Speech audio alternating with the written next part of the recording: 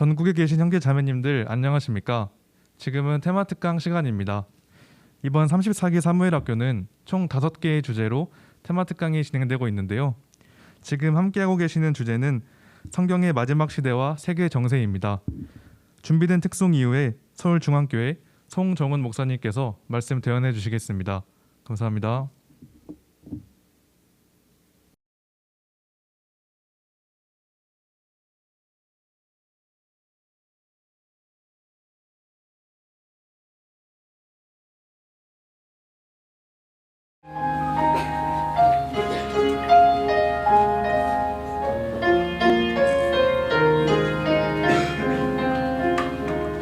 내가 그리스도와 함께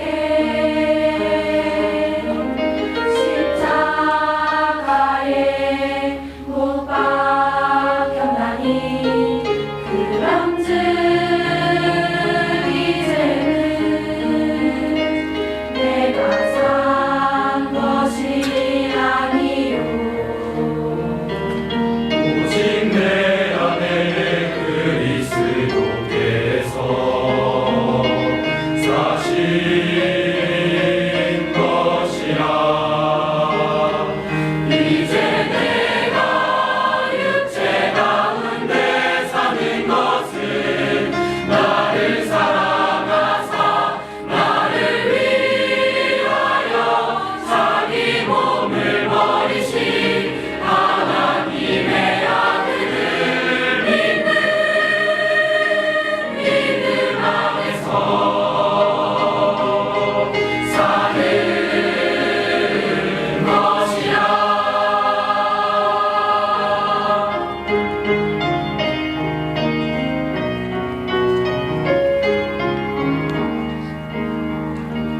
내가 그리스도와 함께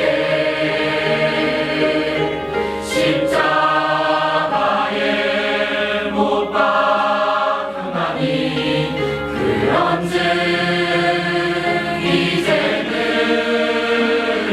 내가 산 것이 아니요 오직 내 안에 그리스도께서 사신 것이라. 이제 내가 육체 가운데 사는 것은 나를 사랑하사 나를 위하여 자기 몸을 버리신 하나님의 아들을 믿는 믿음 안에서 사는 것이라. 아무도 나를 정죄할 수 없네. 그 사랑에서 결국 끊을 수 없네. 오직 주의 영에 거하니 내 영혼이 기뻐 춤을 추겠네.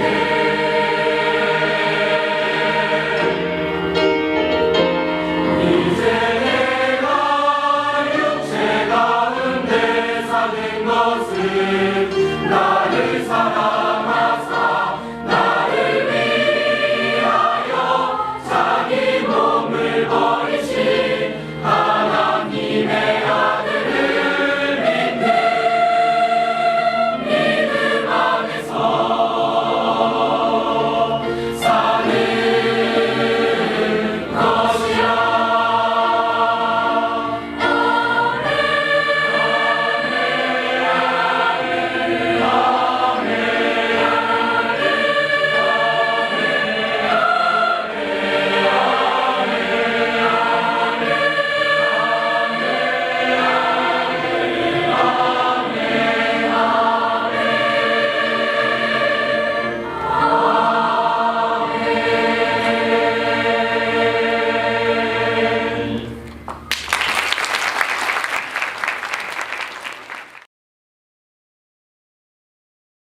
같이 기도하시겠습니다. 자비하신 아버지 하나님 감사를 드립니다. 오늘도 저에게 생명과 호흡을 주장해 주셔서 주님의 은혜 가운데 살아갈 수 있게 하신 감사드립니다. 무엇보다 주님의 귀한 복음을 듣게 하시고 또 믿고 구원받을 수 있도록 도와주신 감사드립니다. 주님께서 우리를 구원하기 위해 이 땅에 오시고 또 다시 오시겠다 약속하셨습니다. 말씀에 나타난 주님이 다시 오실 재림의 징조가 가까운 시대에 우리가 살아가고 있습니다. 더욱 그날이 가까움을 볼수록 깨어있을 수 있도록 도와주시고 또 주의 복음을 더욱 힘있게 증거할 수 있도록 도와주시옵소서. 또 말씀 가운데 더욱 시대를 분별하며 주님의 자녀들로 또 어떻게 지혜롭게 행하며 복음을 지혜롭게 전해야 할지 깨달을 수 있도록 도와주시기를 간절히 기도드립니다. 주 성령님께서 시종을 주장해 주시고 듣는 이들의 심령과 또 말씀을 전하는 자의 입술을 주장해 주셔서 오직 하나님의 말씀을 옳게 깨닫고 또 저희 신앙생활에 귀한 도움이 될 수 있도록 도와주시옵소서. 마치는 시간까지 모든 것을 주님의 의로우신 손길에 부탁드리며 우리 주 예수님의 이름으로 감사하며 기도드렸습니다. 아멘. 예, 오늘 이제 주제가요. 그 마지막 시대와 세계 정세입니다. 그래서 우선 말씀 한 절 찾고요. 시작하도록 하겠습니다. 데살로니가 후서 2장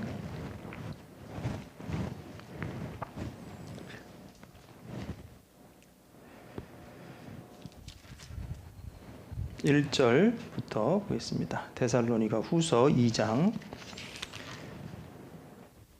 1절로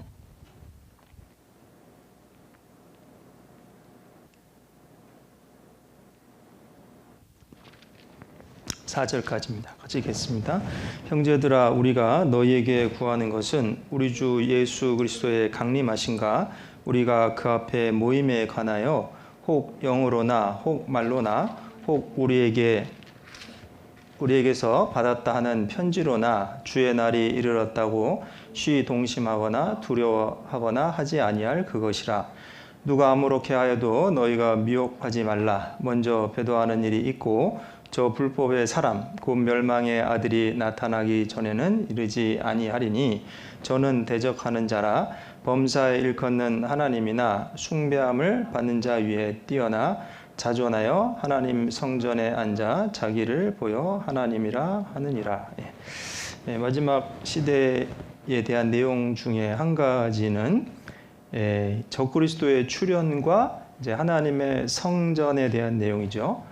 물론 이 성전은 이제 유대인들의 역사적 배경을 알 때 우리가 이해가 될 겁니다.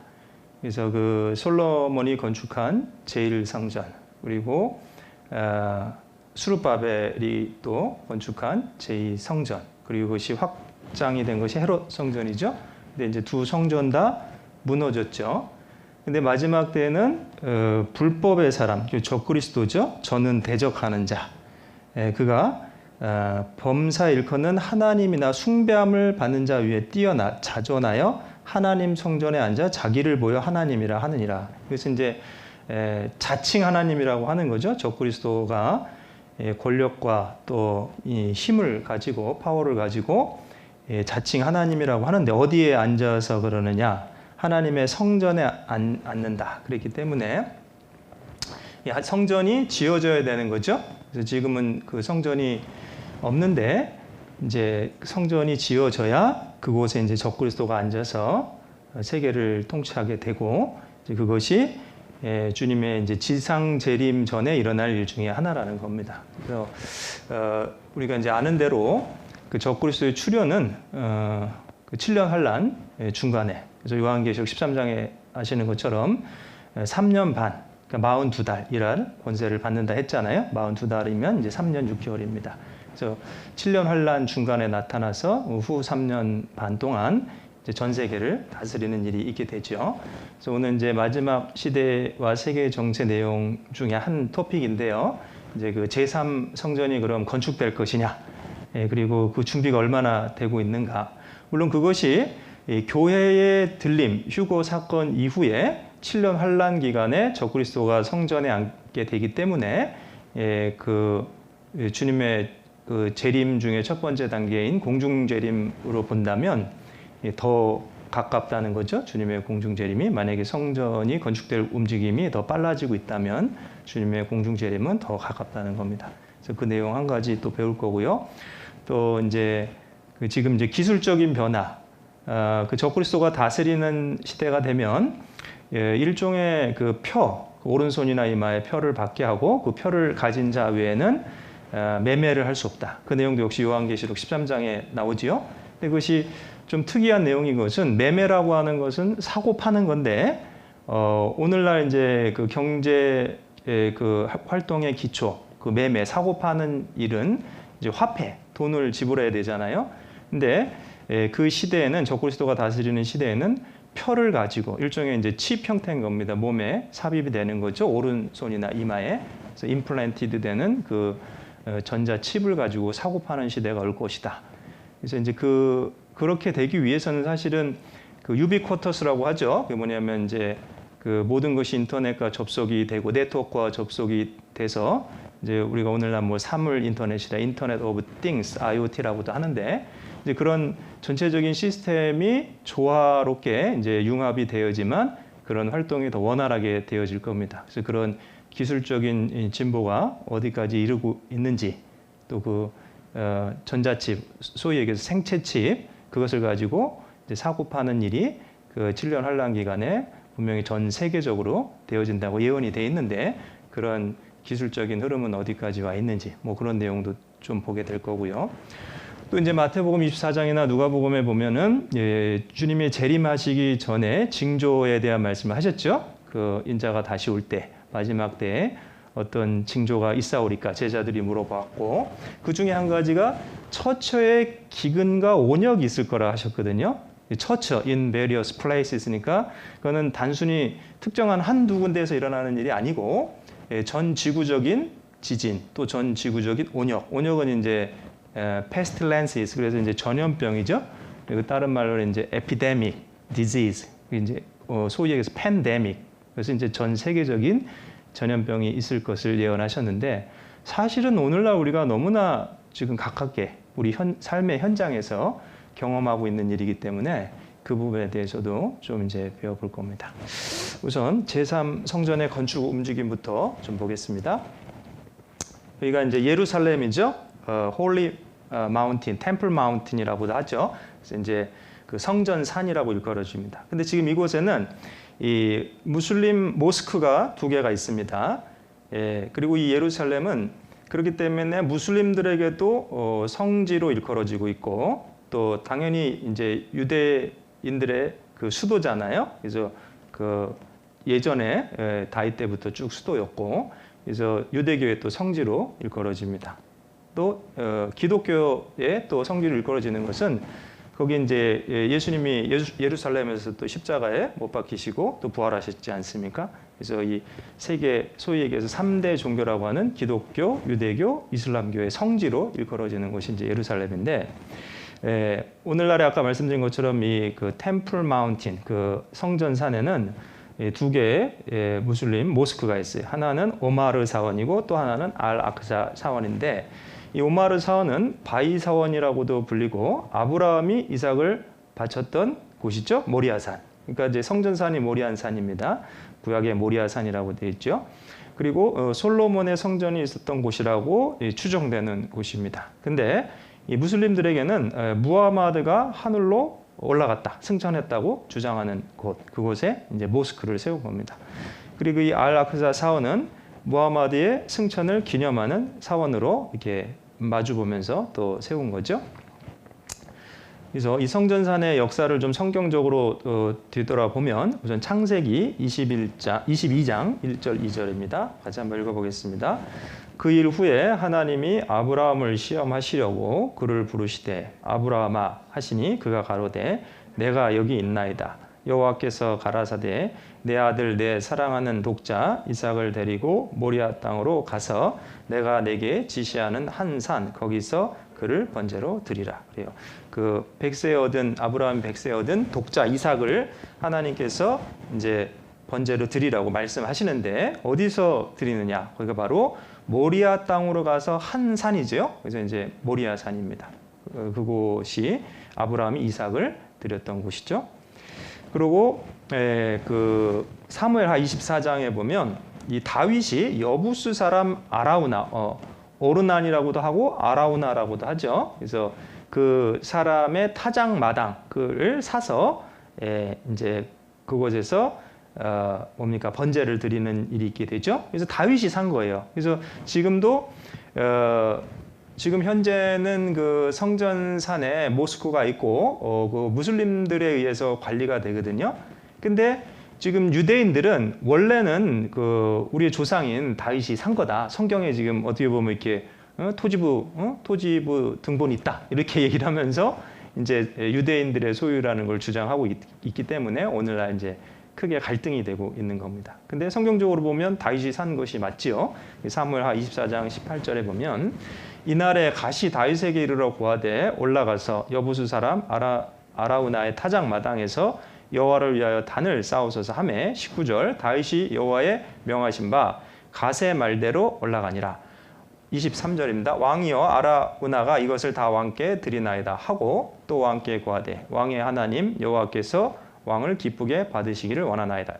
왕이 아라우나에게 이르되 그렇지 아니하다. 내가 값을 주고 내게서 사리라. 값 없이는 내 하나님 여호와께 번제를 드리지 아니하리라 하고 은 50세겔로 타작마당과 소를 사고 그곳에서 여호와를 위하여 단을 쌓고 번제와 화목제를 드렸더니 이에 여호와께서 그 땅을 위하여 기도를 들으심에 이스라엘에게 내리는 재앙이 그쳤더라. 이것이 이제 그 뭐죠? 그 백성들을 계수하는 죄를 지었죠. 그 이후에 이제 재앙이 있었고 그 재앙을 그치게 하려고 번제를 드릴 때 아라우나의 타작마당을 다윗이 값을 주고 산 겁니다. 이건 이제 성전산이죠.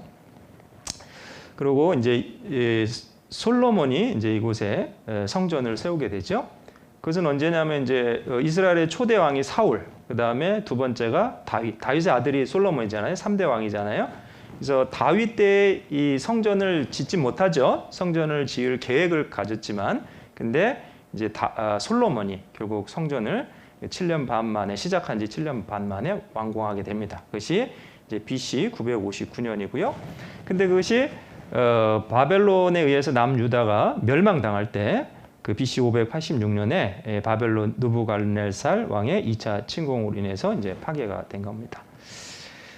그 내용이 이제 역대하 그다음에 열왕기 상하에 보면 쭉 나오죠. 역대하 6장 1절 2절 그때 솔로몬이 가로되 여호와께서 캄캄한데 계시겠다 말씀하셨사오나 내가 주를 위하여 거하실 전을 건축하였사오니 여기 이제 건축했잖아요. 누가 건축했어요?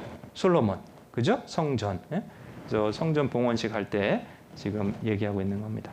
그 다음에 열왕기상 6장 37절 이하에도 제4년 15월에 여호와의 전에 기초를 쌓았고 제11년 불월 곧 8월에 그 설계와 식양대로 전이 다 피력되었으니 솔로몬이 전을 건축한 동안이 7년이었더라.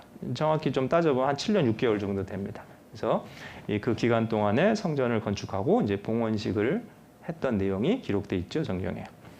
그리고 열왕기하 25장 8절 9절 이 내용은 이제 성전 그 솔로몬 성전이 회파되는 내용이죠. 바벨론 왕 느부갓네살이 19년 5월 7일에 바벨론 왕의 신하 시위 장관 느부사라단이 예루살렘에 이르러 여호와의 전과 왕궁을 불사르고 예루살렘의 모든 집을 귀인의 집까지 불살랐으며 그래서 여호와의 전 성전이죠. 그 성전이 느부갓네살에 의해서 이제 불살라진 겁니다. 그리고 이제 제2성전은 바벨론에서 돌아와서 수룹바벨 지도하에 이제 세워진 성전이죠. 이제 바벨론 유수라고 하죠. 포로에서 이제 돌아와서 추후 그리고 헤롯 왕이 유대인들의 환심을 사고자 크게 중축하였습니다. 이것이 바로 예수님 그 공생의 당시의 성전이죠. 예수님이 성전에서 그 노끈을 만드셔서 그 물건 파는 자들의 상을 뒤엎었잖아요. 그 물건 파는 게 이제 막 그거잖아요. 이렇게 형식만 남아 있는 겁니다. 성전세도 내야 되고 성전에서 사실은 하나님 올바로 섬겨야 되는데 이제 그런 마음은 없이 이제 그 형식만 남아 있으니까 하나님의 집을 강도의 구렬, 그다음에 도적의 집으로 만들었도다 말씀하시면서 이제 그 장사하는 사람들의 그 상을 뒤엎었죠. 그래서 그 성전이 여기 이제 제2성전, 수르바벨 때 세운 성전이 중축이 된 헤롯 왕 때 중축이 된 성전입니다. 근데 이 규모를 보면요, 물론 이 제2성전도 AD 70년에 로마의 타이터스 장군이 예루살렘 침공했을 때 이제 불타게 되죠. 근데 이 규모를 잠깐 비교해 보면 이 오른쪽입니다. 오른쪽이 솔로몬 성전의 규모가 이 오른쪽 사진에 요 왼쪽 거, 그 다음에 헤롯 성전, 중축된 이 스룹바벨 성전이 중축된 헤롯 성전이 오른쪽. 그 규모가 어때요? 이게 뭐 거의 2배 이상입니다. 엄청 크죠. 그래서 이제 실제 규모를 보면 이 미식 축구장과 이 솔로몬 성전이 미식 축구장보다 조금 작은 정도고, 이 헤롯 성전은 뭐 미식 축구장의 2배 이상 되는 거죠. 예. 그래서 제1성전, 솔로몬 성전, 제2성전, 수룹바벨 성전, 이것이 확장되고 중축된 것이 헤롯 성전입니다. 근데 이제 성전이 없잖아요. 그죠? 현재 지구상에는. 근데 적그리스도가 성전에 앉아서 자기를 가리켜 하나님이라 한다 했기 때문에 제3성전이 세워져야 되는 거죠. 물론 유대인들의 염원은 그 솔로몬 성전이 다시 회복되는 겁니다. 그곳에서 여호와 하나님께 그 제사를 드리고 예배하는 것이 그들의 이제 그 소원 중에 하나입니다. 민족적인 소원이기도 하고 개인적인 소원이기도 하죠.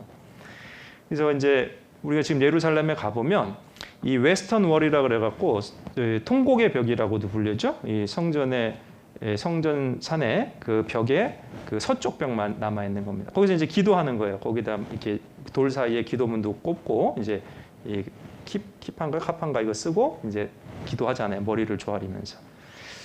예, 그것은 이제 성전이 멸망했을 때가 AD 70년. 이것이 마사다 요새죠. 그 로마의 타이터스 장군이 이스라엘을 침공해 왔을 때 끝까지 남아서 항전했던 곳이고, 지금도 이제 그 이스라엘의 육군 사관학교 졸업식 할 때 이제 이곳에 가서 경례하잖아요. 그 경례 구호가 No more 마사다. 그거는 더 이상 마사대의 비극이 있어서는 안 된다. 그래서 이것은 실제로 AD 70년에 로마의 타이터스 장군의 예루살렘 침공이 역사적 사실이라는 것을 반증하고 있는, 지금도 남아있는 장소입니다. 저도 요 위에 올라가 봤습니다. 그리고 이제 요 하단에 있는 것은 로마의 그 타이터스 장군의 개선문이죠. 승전을 기념해서 세운 개선문, 지금도 남아있고, 이제 로마의 콜로세움이죠. 그래서 그 내용을 조금 볼까요, 한번? 그래서 예루살렘의 이 성전을 타이터스 장군이 무너뜨렸을 때 이제 그 개선문에 이제 좀 이따 보여드리겠지만 보면은 그 부조의 내용 가운데 성전의 유물들을 약탈해 오는 그 내용이 있죠. 그리고 이제 이렇게 이제 그 당시에 예루살렘을 이렇게 모형으로 만들어 놨습니다. 이제 지금 관광지처럼 돼 있죠. 관광객으로. 그래서 그 당시에 이렇게 규모가 얼마나 웅장했는지 볼 수 있고요. 이거 다 모형이죠, 지금 이제 예루살렘에. 근데 어쨌거나 우리가 그 전체 예루살렘과 이렇게 비교해 볼 수 있잖아요. 그래서 규모가 얼마나 웅장했는지, 성전의 규모가 웅장했는지를 가늠해 볼 수 있고. 근데 지금은 이 서쪽 벽만 이렇게 남아 있는 겁니다. 현재 통곡의 벽, 이 전체 규모에 비하면 아주 초라한 거죠. 이게 예수님 시대의 성전이었어요. 헤롯 성전. 그래서 지금도 조금 우리가 유물을 이렇게 좀 찾아볼 수 있잖아요. 그리고 이렇게 금으로 이렇게 약간 입힌 돌들도 흔적이 남아 있습니다. 그래서 왜 불을 질렀어요? 이 금까지 다 가져가려고. 그래서 돌 위에 돌 하나도 남지 않는다. 그 예언이 이루어졌죠. 그래서 이렇게 지금도 유적이 좀 남아 있습니다. 그리고 여기 써 있죠. 이 collapsed on the paved street stones of the western wall. 그 서쪽에 이렇게 지금 그 무너져 갖고 이 도로 위에 있는 돌들은 Temple Mount enclosure. 그러니까 이제 템플 마운트가 붕괴될 때 they were hurled down, 이게 밀어져 버린 거죠. by soldiers of Roman region. 그러니까 로마 군대에 의해서 after the destruction of the temple on the ninth day of the month of Av. 70C. C는요, 이거 여러분 참고하셔야 되는데 우리는 AD라고 하잖아요. 근데 유대인들은 AD를 잘 안 써요. 이거는 종교적인 용어다. 왜냐하면 예수 그리스도를 메시아로 받아들이지 않잖아요. 그래서 우리는 before Christ, 그다음에 Anno Domini. Anno Domini는 이제 라틴어잖아요. In the year of the Lord. 근데 AD를 안 쓰고 C는 뭐냐? Common era. Common era라 그래서 그냥 이제 지금 사람들이 쓰고 있는 그 서기를 자기들은 이렇게 C라고 씁니다. 그래서 이게 우리는 AD 70년으로 알고 있는 건데 기원 후 70년 아부월에 이 성전이 무너진 것은 역사적인 사실이고 누가 그렇게 했느냐? 로마의 장군 타이터스가 그렇게 한 겁니다. 그렇죠? 그래서 이 아까 말씀드렸던 마사데 요새 690명이 끝까지 남아서 항거했던 곳이죠. 예, 이 마사데 요새고요. 이제 지금 이제 성전의 역사 때문에 잠깐 보여드리는 겁니다. 그리고 이제 로마에 가면 개선문이 몇 개가 있는데 그 중에 하나가 타이터스의 개선문이고 이 타이터스의 개선문 뒤에 보면 아까 말씀드렸죠? 이 로마의 군인들이 병정들이 예루살렘의 성전의 유물들을 어떤 그 성전의 기명들 있잖아요. 그릇이나 이렇게 촛대나 이런 거를 약탈해 오는 거죠. 근데 이 촛대가 독특한 거예요. 이건 다른 데서 찾아볼 수 없고 오직 예루살렘 성전에서 찾아볼 수 있는 겁니다. 이걸 미노라라 그러죠. 그래서 7가지가 이렇게 있잖아요. 가지가 7개입니다. 중앙에 하나가 있고 왼쪽에 3개, 오른쪽에 3개. 그래서 요한계시록에 7교회 얘기할 때 촛대로 온 길이라 그런 말씀 있죠. 그래서 어쨌거나 이게 다 그 성전에 있는 기명들과 관련이 있는 것이고 이게 실제로 어때요? 이게 역사적 사건이 맞는 거죠. 로마의 타이터 장군과 군인들이 예루살렘을 점령하고 예루살렘에 있던 성전 기명을 약탈해 온 겁니다. 그렇죠? 그래서 이건 다 역사적 사실이라는 우리가 분명히 알 수 있죠. 이제 근데 이 규모가 참 컸죠. 그래서 지금도 이 성전 재건축을 그러니까 재건축이라는 게 제3성전을 건축하려고 하는 그 위원회 사람들에 있는데 그들이 이런 기명들도 만들고 있는 겁니다. 지금 뭐 모형으로 전시해 놓은 거지만.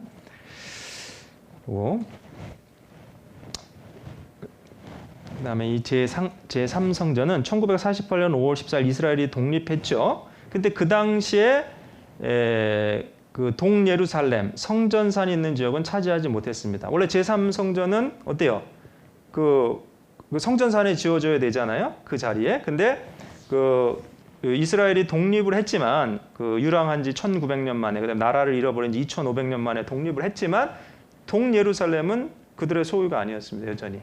그래서 그 당시 성경학자들도 그 부분이 궁금했던 거예요. 나중에 그 이스라엘이 제대로 회복되려면 예루살렘이 되찾아져야 되고 그 성전산이 있는 동예루살렘도 되찾아져야 되는데 이 1948년 독립했을 때는 찾아지지 않은 거예요.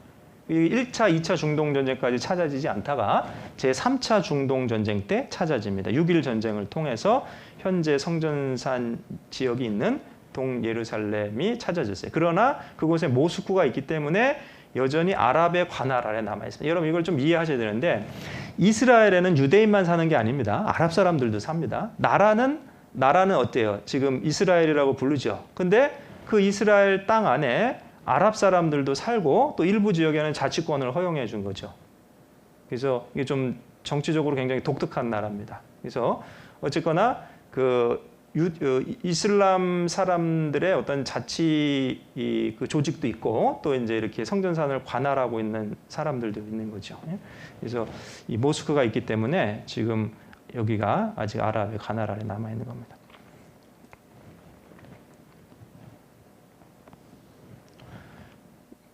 아까 보여드린 대로 이제 통곡의 벽 이제 이렇게 그 어떤 특별한 기념일이나 이런 때 이렇게 특히 사람들이 많이 몰려들죠. 이스라엘은 9월에서 10월에 새해가 시작되는 유대력의 공휴를 실시하는데 이때 이제 특별히 이렇게 그 성전에 와서 기도를 많이 하게 됩니다. 그래서 이게 아까 다 보여드린 거고, 그리고 이제 그 마호메트가 승천했다고 생각하는 이 돌, 그래서 여기를 중심으로 해서 이제 그 이 모스크를 만든 거죠. 아까 뭐죠? 그 황금돔 모스크. 예루살렘의 해교대들이 모스크 안에서 이제 예배를 드리고 있습니다. 그래서 이제 이 영자 신문 타임즈 기사에 보면 Time for New Temple, 새로운 성전이 재건될 것인가? 그래서 왜 이런 기사가 나오냐면 성전을 재건하기 위한 이 각종 기명들을 만들고 또 설계도까지 만들고 점점 이렇게 모형도 만들고 이런 움직임이 본격화된 겁니다. 그것이 이제 그 1900년대 들어서죠. 1989년, 그러니까 이제 1980년대 후반부터 해서 계속해서 지금 더 적극적으로 이 움직임을 하고 있는 겁니다. 그리고 또 한 가지 이건 좀 흥미로운 것은 그 민수기에 보면은 이 붉은 암송아지를 가지고 성전 터에 재를 뿌려서 정결케 한다는 내용이 있는데 그래서 이 붉은 암송아지가 랍비들한테 유대인들에겐 중요한 거거든요. 근데 이 순종 붉은 암송아지가 없었는데 이게 나온 겁니다. 랍비들이 말한 붉은 암송아지 어떤 종류의 소를 말합니까? 머리에서 발 그리고 꼬리에 이르기까지 완전히 붉은 암소로 정확히 만 3년 된 것이어야 합니다. 3년의 하루가 더 지나거나 부족해도 제사에 부적당하며 혈통도 100% 순종이라야 됩니다. 그래서 민수기 19장 1절에 10절에 참조. 그러나 불행히도 그들이 요구하는 붉은 손이 현재 이스라엘 땅에 한 마리도 없습니다. 이때까지 없었거든요. 근데 나타난 거. 이게 찾아다닌 거죠. In search of red heifer. 붉은 암소를 찾아다녔고 이게 나타난 거예요. 그래서 이 중동 평화의 길조인가 흉조인가. 그래서 이제 내용을 잠깐 보시면 제2성전 로마군에 의해 파괴된 후로 이스라엘의 붉은 암소가 태어난 일이 없다. 일부 이스라엘들은 멜로디의 출현을 새로운 천년대를 위한 경이로운 전조로 보고 환영했어요. 이 이름이 멜로디랍니다. 이 붉은 암소 멜로디.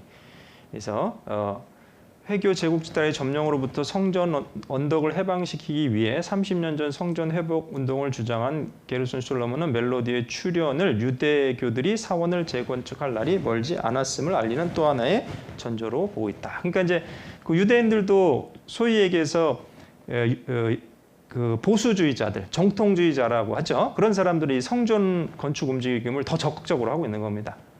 그리고 이제 이게 너무 이제 정치적으로 갈등이 고조되기 때문에 또 유대인들 안에서도 조금 약간 자유주의라고 할까요? 이런 사람들은 이제 그 움직임을 물론 자기들도 원하지만 속으로는 원하지만 겉으로는 이렇게 노골적으로 하지 않는데 이 보수주의자들은 정통주의자들은 이게 어쨌거나 이 성전이 회복돼야 되는 것은 그 하나님의 뜻이고 또 이 그 성경의 예언이고 그렇기 때문에 더 적극적으로 하려고 하는 거죠. 그래서 이런 기명을 만들고 또 필요한 재물을 찾아다니고 근데 이렇게 하나씩 잡고 진짜 발견이 되는 겁니다. 이 붉은 암소. 그리고 그 다음에 이제 Jewish Temple Altar Rebuilt. 그래서 이거는 뭐냐면 이제 altar니까 제단이잖아요. 성전에서 했던 제단을 다시 이제 그 규모에 맞게 제작했다고 하는 겁니다. 자꾸 이런 운동을 하고 있고 실제로 그게 만들고 있는 거예요. 그래서 성전의 불씨, 성전산의 유대교의 성전 재건을 추진한다. 그래서 아까도 말씀드렸지만 보수주의자들이 자꾸 이것을 이제 재건을 하려고 하는 거고. 근데 이제 이제 이스라엘 정치도 그렇고 어느 나라든지 이게 왔다 갔다 하잖아요. 뭐 자유주의자, 보수주의자, 자유주의자, 보수주의자 왔다 갔다 하거든요. 그래서 이제 보수주의 쪽에서 정권을 잡았을 때는 그 운동을 더 이렇게 본격적으로 하려고 그러고 또 강대국인 미국이나 러시아 쪽에서도 노골적으로 요구를 하는 겁니다. 우리가 성전을 짓도록 도와달라. 물론 지금 흐름을 보면 그렇게 가고 있고요. 실제로 미국이나 러시아에 최근에 요청을 또 한 겁니다. 그래서 트럼프가 도와주겠다 했고 미국은 러시아도 푸틴이 도와주겠다 한 거예요. 그러니까 이게 점점 성전이 재건될 움직임은 더 촉구되고 있는 거죠. 예전에 비해서. 그래서 여기 나왔잖아요. 사내들인 공회 트럼프 푸틴의 제3성전 재건을 요청했다. 그래서 여기 트럼프 푸틴의 제3성전 재건 요청. 그래서 이제 이 사내들인 의회 의장이 트럼프 푸틴에게 성전 재건을 요청한 것이 사실입니까? 네, 사실입니다. 왜냐하면 하나님께서 우리를 디아스포라를 통해 흩으셨다가 이스라엘로 다시 데려오겠다고 약속하셨으니까요. 무슬림을 포함해 전 세계 사람들이 유대인들을 찾아 제3성전을 지어달라고 요청할 거예요. 이게 좀 아이러니하죠. 이게 무슨 얘기냐? 이게 이제 그냥 오로지 유대교 성전으로만 지으면 이게 큰 문제가 생기잖아요. 갈등 이제 그러면 이제 어떻게 모스크도 있고 성전도 있고 그럼 이걸 부실 거냐? 그러면 이제 싸움이 되는 거잖아요. 그러니까 이제 어떤 식으로든지 다른 아이디어를 찾을 수 있다는 겁니다. 마치 세계 평화 성전처럼 우리가 뭐라고 할까 이렇게 종교 통합의 모습처럼 그러면서 이 아이디어를 찾아서 어떤 식으로든지 성전을 이들은 건축하려고 하는 거예요. 그러니까 우리가 이걸 너무 단순하게 생각하면 안 됩니다. 이게 뭐 유대교도 성전 짓고 무슬림은 모스크가 있는데 그러면 전쟁 날 텐데 하겠냐 안 하지 이렇게 단순하게 생각할 게 아니고요. 이 유대인들의 근본적인 그 마음 가운데는 이것이 소원이고 소망이고 또 그 성경에 있는 것처럼 반드시 이루어질 일이라고 믿기 때문에 어떻게 해서든지 추진을 하려고 하는 겁니다. 정치적인 어떤 그 편법이라고 할까요? 아니면 아이디어는 그걸 연구하면서 길을 찾아가려고 하는 거예요. 어떤 식으로든지. 근데 점점 아무튼 이 성전을 세우겠다는 움직임은 강해지고 있고 또 강대국인 미국이나 그 러시아에서도 요청을 했고 또 그들도 도와주겠다고 하고 있는 거죠 지금. 그리고 앞에서 말씀드렸듯이 성전 건축은 반대편에 있는 알-아크사 모스크와는 상관없어요. 이게 무슨 얘기냐면 사실은 터가 충분히 넓어요. 그러니까 굳이 부시지 않고도 지을 수 있는 어떤 아이디어를 찾을 수도 있다는 겁니다. 성전 건축은 모스크에 아무런 영향을 주지 않아. 그러니까 이런 식으로 해서 아까도 말씀드렸지만요. 건축할 수 있는 어떤 방법을 찾아보려고 노력하고 있는 거죠. 그래서 이렇게 가상의 위치라고 해서 이렇게 여기 사원이 있지만 부시지 않고 나름대로 이렇게 지금 이런 아이디어도 자기들이 얘기하고 있는 거죠. 그래서 I fulfill my campaign promise. 이게 뭐냐면 사실은 이 트럼프 대통령이 자기 선거 공약으로 내세웠던 것 중에 하나가 이제 예루살렘을 이스라엘의 수도로 공헌하겠다. 근데 실제로 이제 다른 유엔이나 그런 데서는 그렇게 하지 않았거든요. 그러다 보니까 이 함부로 하기가 좀 그런 거죠. 근데 다른 대통령들도 그런 공헌했지만 실제로 행동에 옮기지 못했어요. 근데 트럼프는 자기는 약속했고 나는 행동에 실제로 옮긴 겁니다. 그래서 건국 70주년이 되는 언제예요? 1948년에 건국했으니까 2017년에 그 지금 선언했잖아요. 그래서 미국 대사관도 텔아비브에 있던 대사관을 예루살렘으로 옮겼고 예루살렘은 이스라엘의 공식 수도라고 천명한 겁니다. 지금 그런 일이 2017년 12월 8일이잖아요. 지금 여러분 그런 일이 우리가 살아가고 있는 지금 이 시대, 21세기 초반부에 동시대에 일어나고 있습니다. 사실은. 네, 이런 정치적인 흐름이 그 성경의 예언과 무관하지 않습니다. 성경의 말씀에 있는 대로 성전은 반드시 세워질 것이고 성전이 세워지기 위해서는 예루살렘의 지위가 회복돼야 되고 그런 것들이 지금 맞물려서 돌아가고 있는 거죠. 그래서 예루살렘 미국 대사관이 이전했죠. 텔아비브에 있던 것이. 텔아비브는 지금 공항이 있죠. 거기가 이제 실제로는 외교적인 그다음에 경제적인 수도입니다. 그리고 이제 다른 나라들은 그 아랍과의 관계를 이렇게 그 인식해서 예루살렘을 공식적인 수도로 인정하고 있지 않아요. 실제로 유엔에서는 텔아비브를 수도로 인정하고 있죠. 근데 지금 이렇게 미국이나 점점 그 예루살렘을 이스라엘 수도로 인정하고 있는 나라들이 늘어나고 있는 겁니다. 이거 어떻게 보면 파워 게임인 것 같아요. 유대인 편에 서려고 하는 나라들은 그 유대인들이 그걸 원하잖아요. 그렇기 때문에 예루살렘을 수도로 인정하는 거고 또 아랍 국가도 약 70여 개 국가가 어떤 위원회 이렇게 공동체를 형성하고 있잖아요. 그들과 외교 관계를 이렇게 껄끄럽게 만들고 싶지 않은 나라들은 여전히 이제 인정하고 있지 않은 거고 뭐 이제 그런 모습이죠. 그러나 점점 늘어나고 있어요. 예루살렘을 이스라엘의 수도로 인정하는 나라들이. 그래서 여기 아까 나왔죠. 오늘 우리는 분명한 것을 마지막으로 인정하는 바입니다. 예루살렘은 이스라엘 수도입니다. 이것은 현실을 인정하는 것이 그 이상 또는 그 이하가 아닙니다. 그리고 이런 올바른 일이기도 합니다. 이게 이제 도널드 트럼프가 이게 힘을 실어준 겁니다. 그리고 트럼프 대통령이 지난 12월 예루살렘 이스라엘 수도로 천명한 뒤 올해 5월 예루살렘 대사관을 이전할 방침 전격 발표했습니다. 그리고 실제로 이전했어요. 지금 그 미국 대사관이 어디 있느냐? 이스라엘에 예루살렘에 있습니다. 지금. 그래서 그걸 기념해서 2018년도에 기념주화도 만들었죠. 이스라엘의 제3성전 재건이 앞장서고 있는 산헤드린 공의회가 예루살렘이 이스라엘의 수도라는 선언과 함께 독립 70주년을 맞는 오늘 5월 14일 미국 대사관을 예루살렘으로 이전하기로 결정한 트럼프 기념주화를 발행하였다. 그럼 이스라엘 사람들은 성인들이 성전세를 내잖아요. 그 반세겔 내잖아요. 우리 말씀에 있죠. 그래서 그 가치와 맞먹는 이 지금 그 동전을 만든 거예요. 지금. 그러면서 누구 초상을 새겨줬냐? 고레스와 트럼프 초상을 앞면에 새기고 뒤에는 성전 그 조각을 만든 겁니다. 성전이 실제 없는데 이게 뭐냐? 성전을 건축하려고 하는 움직임을 노골적으로 얘기하고 있는 거고 고레스는 여러분 아시는 대로 이사야서에 나오잖아요. 44장, 45장에 나오는데 그때도 사실은 고레스라는 인물이 나오기 전에 약 150년 전에 이사야 선지자가 성령의 감동으로 예언했잖아요. 나중에 고레스라는 인물이 나와서 그 바벨론에 의해 멸망당한 그 유대 민족을 포로로 해방시킬 거다. 근데 실제로 그렇게 됐습니다. 페르시아의 초대 왕이 고레스였고 그 고레스가 그 우호 정책을 폈지 않습니까? 그 온건 정책이죠. 포로로 유대인들을 잡아왔지만 다시 풀어주게 되고 본국으로 돌아가라. 그래서 유대인들에게는 정말 이렇게 그 정치적으로만 보면 그 하나님의 보내신 사람, 하나님의 손에 붙들린 일꾼처럼 쓰임을 받은 거죠. 근데 마치 그렇게 트럼프가 오늘날 21세기에 유대인들의 입장에서 볼 땐 지금 그런 역할을 하고 있는 것처럼 보이는 거예요. 그리고 여기 아까 말씀드렸죠? 20세 이상 된 유대인 남자들이 내는 성전세, 마태복음 10장에 나오죠? 예, 해당하는 반세겔 가치를 가진 동전 뒷면에 제3성전이 새겨져 있고 앞면엔 이스라엘 70년 바벨론 포로에서 해방시키고 성전 재건을 허락했던 고레스 왕의 모습과 겹쳐진 트럼프의 얼굴이 새겨져 있다. 그래요. 그리고 여기 이제 나왔죠? 이 미국 대사관이잖아요. Embassy of the United States of America, Jerusalem. 예루살렘에 지금 이제 미국 대사관이 있어요. 그 2017년 이전만 해도 어디 있었습니까? 2017년 그 12월 달까지만 해도 텔아비브에 있던 것이 2018년 이후로 지금 예루살렘에 옮긴 거죠. 그리고 이건 이미 다 우리는 지금 2021년에 살고 있죠. 그 다 집행이 된 일입니다. 그럼 이제 왜 이렇게 미국은 이스라엘을 도와주고 있느냐? 그럼 우리가 다 아는 내용이죠. 미국의 그 권력자들 뒤에는 이제 유태인들이 있죠, 사실은요. 그리고 또 지금 트럼프 입장에서 볼 때는 사위가 유태인이에요. 여기 이제 이방카 딸의 남편이 그 쿠슈너라고 해서 유태인이잖아요. 그죠? 여기 이제 다 나옵니다. 예?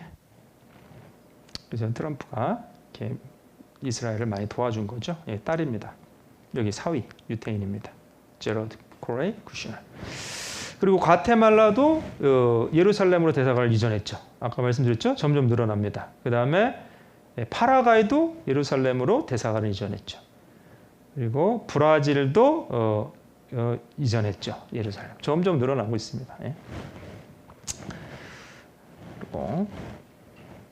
그리고 지금 아까 말씀드렸지만 이 그 서쪽 통곡의 벽에서 이 유대인들은 무엇을 기도하느냐? 그것은 이 유대인의 민족적 염원은 이곳에 솔로몬 성전이 재건이 돼서 하나님께 매일 제사와 예물을 드리는 그 소원을 이루기를 간절히 기도하고 있는 거죠. 근데 우리는 알고 있잖아요. 사실 그 성전은 모형이고 그 다음에 예수님이 참 형상이잖아요. 우리 다 알지만 한번 잠깐 봅시다. 히브리서에 보시면 히브리서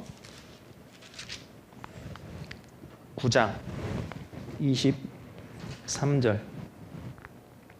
히브리서 9장 23절 24절 같이 읽겠습니다.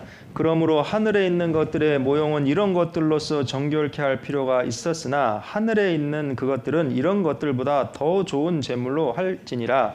그리스도께서는 참 것의 그림자인 손으로 만든 성소에 들어가지 아니하시고 오직 참 하늘에 들어가사 이제 우리를 위하여 하나님 앞에 나타나시고. 그래 여기 보시면 참 것이 있고 참 것의 그림자가 있잖아요. 참 것의 그림자는 뭐예요? 참 것의 그림자인 손으로 만든 성소. 그러니까 손으로 만든 성소가 뭐예요? 이 땅에 있었던 제1성전이든 제2성전이든 그것이 다 그림자이고 예수님은 어디 들어가셨어요? 참 하늘이 그 하늘 성소에 들어가셨는데 어떻게 들어가셨어요? 단번에 들어가셨잖아요. 단번에.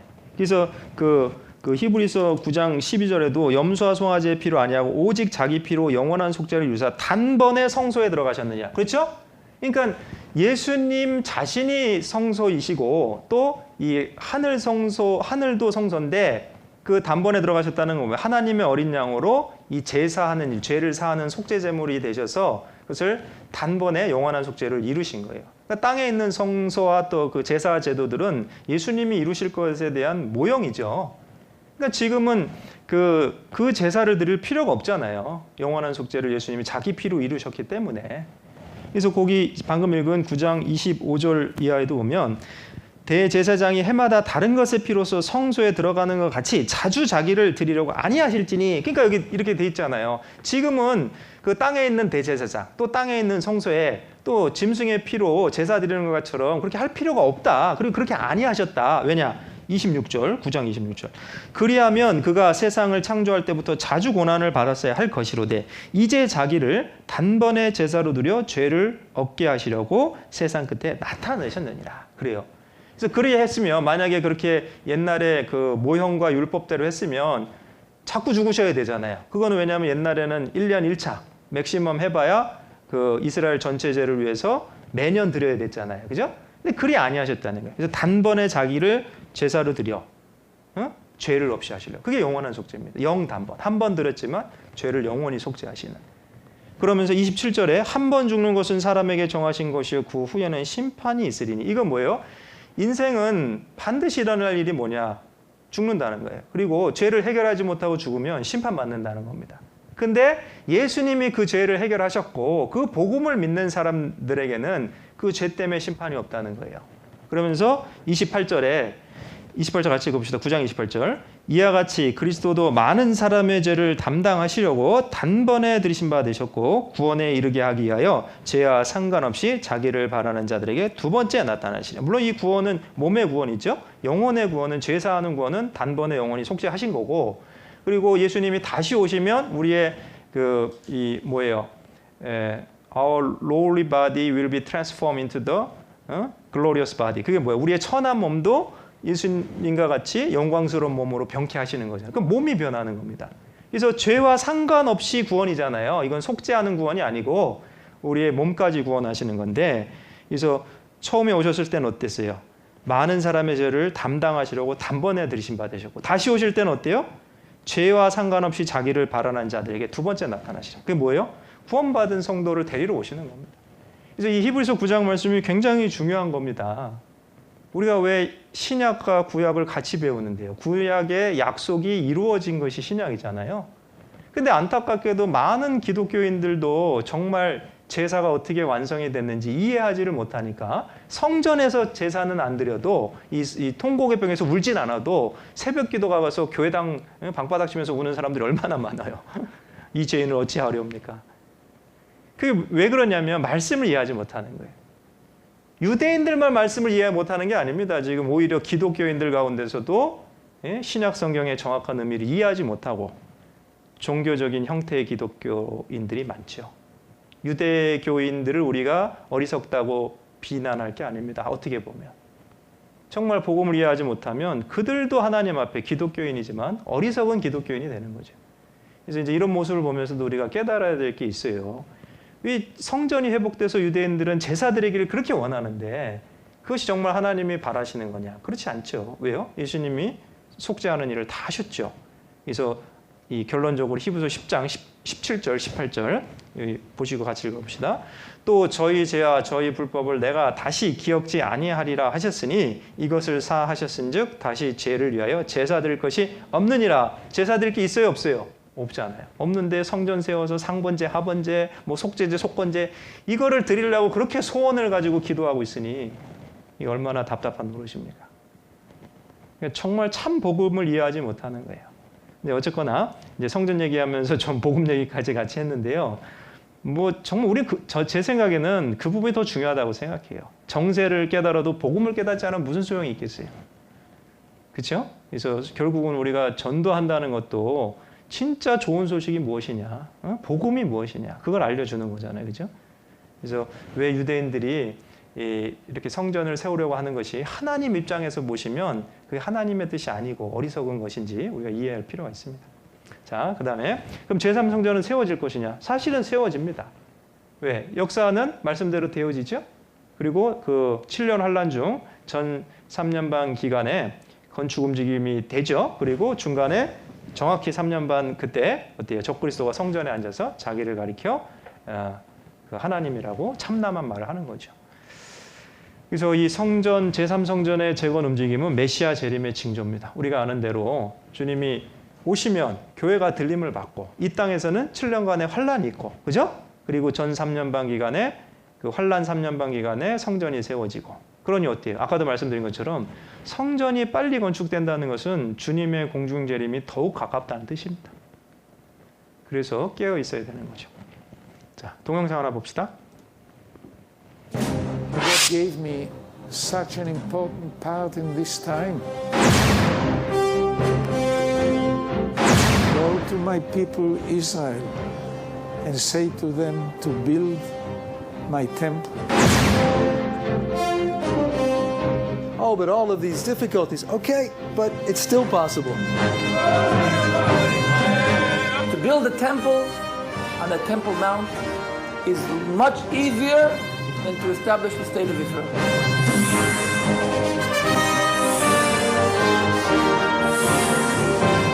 So at first, they started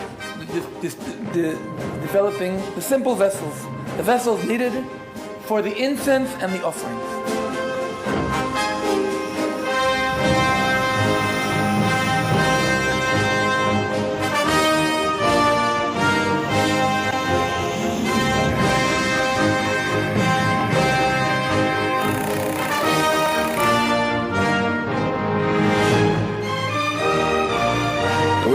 something like 7, 8 items for the temple.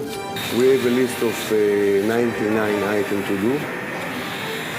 And we will now start to be in a hurry to succeed to do all the items before the temple will be. At the same time, they were creating the musical instruments, the harp, the lyre.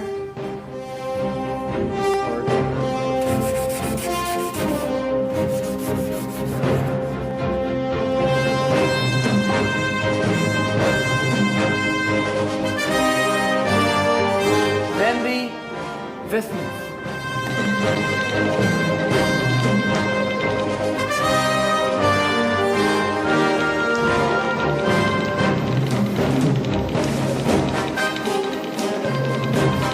And this menorah is a $3 million menorah. It's made of 42 kilos of pure 24 karat gold.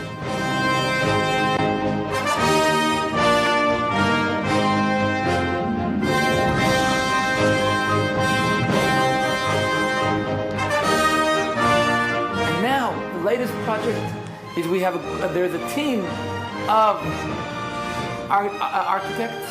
We're working on the blueprint.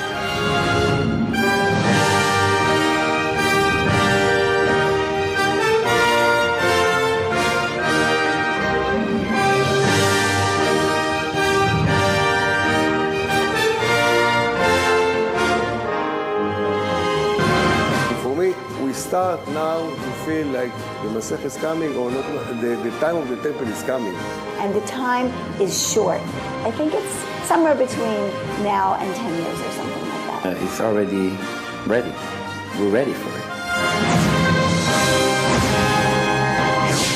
The temple can be built only in one place. The place chosen by God. Only in the place that God chose thousands of years ago to build His temple. The location chosen by God. On the same lines God chose a location.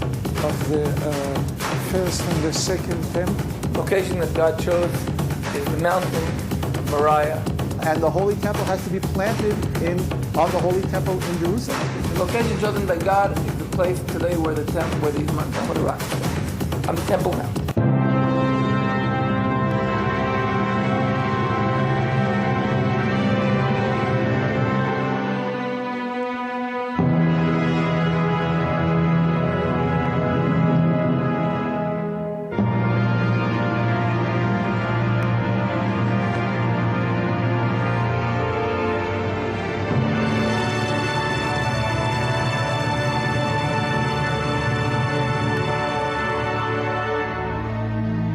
And that issue is not acceptable by many Muslims or many Palestinians or many Arabs. The Dome of the Rock to the Muslims is a very holy shrine, very holy place. They think from there where Muhammad ascended to heaven. I believe that the temple will be rebuilt again. I believe the Bible does indicate that they will rebuild the temple. There's no doubt that the temple is going to be built on the Temple Mount. If the circumstances become right, they can accomplish it. If they decide to do it, and if the circumstances were to become right, then they can do it. I mean, the scripture says that there are 9 chapters that we've got to do something with.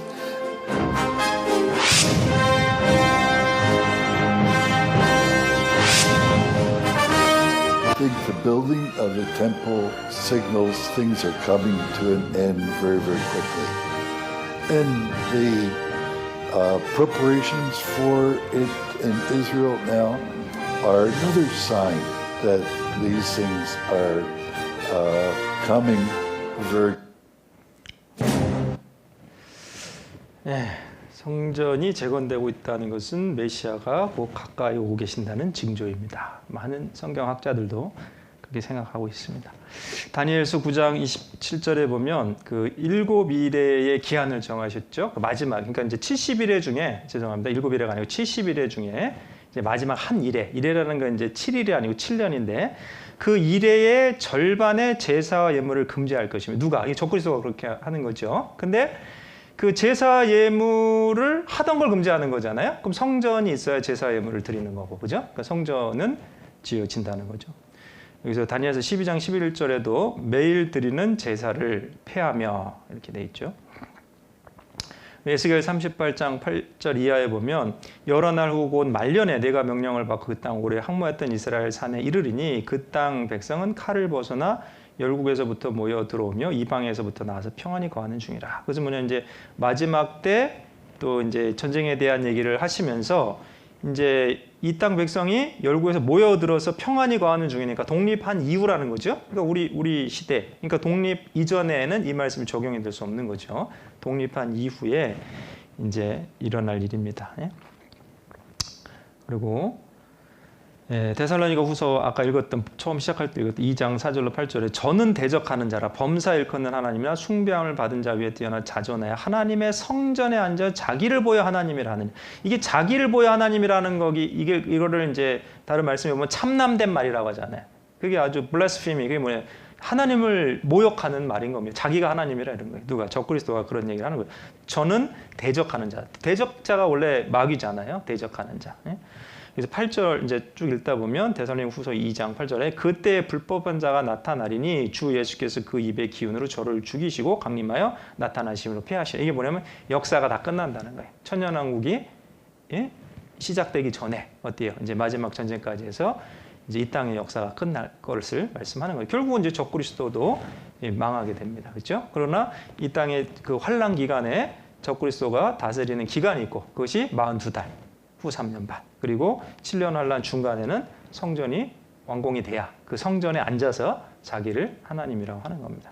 그러니까 정확하게 7년 환란 중간에 완공된다는 것이 아니고 전 3년 반 기간에 성전이 어느 시점에 완공이 될 겁니다. 그러니까 이제 제사 드리는 일을 해왔겠죠? 그러는데 적그리스도가 나타나서 드리지 말라 그 얘기를 이제 하게 되는 거죠. 왜? 전 세계 독재자기 때문에, 통치자기 때문에.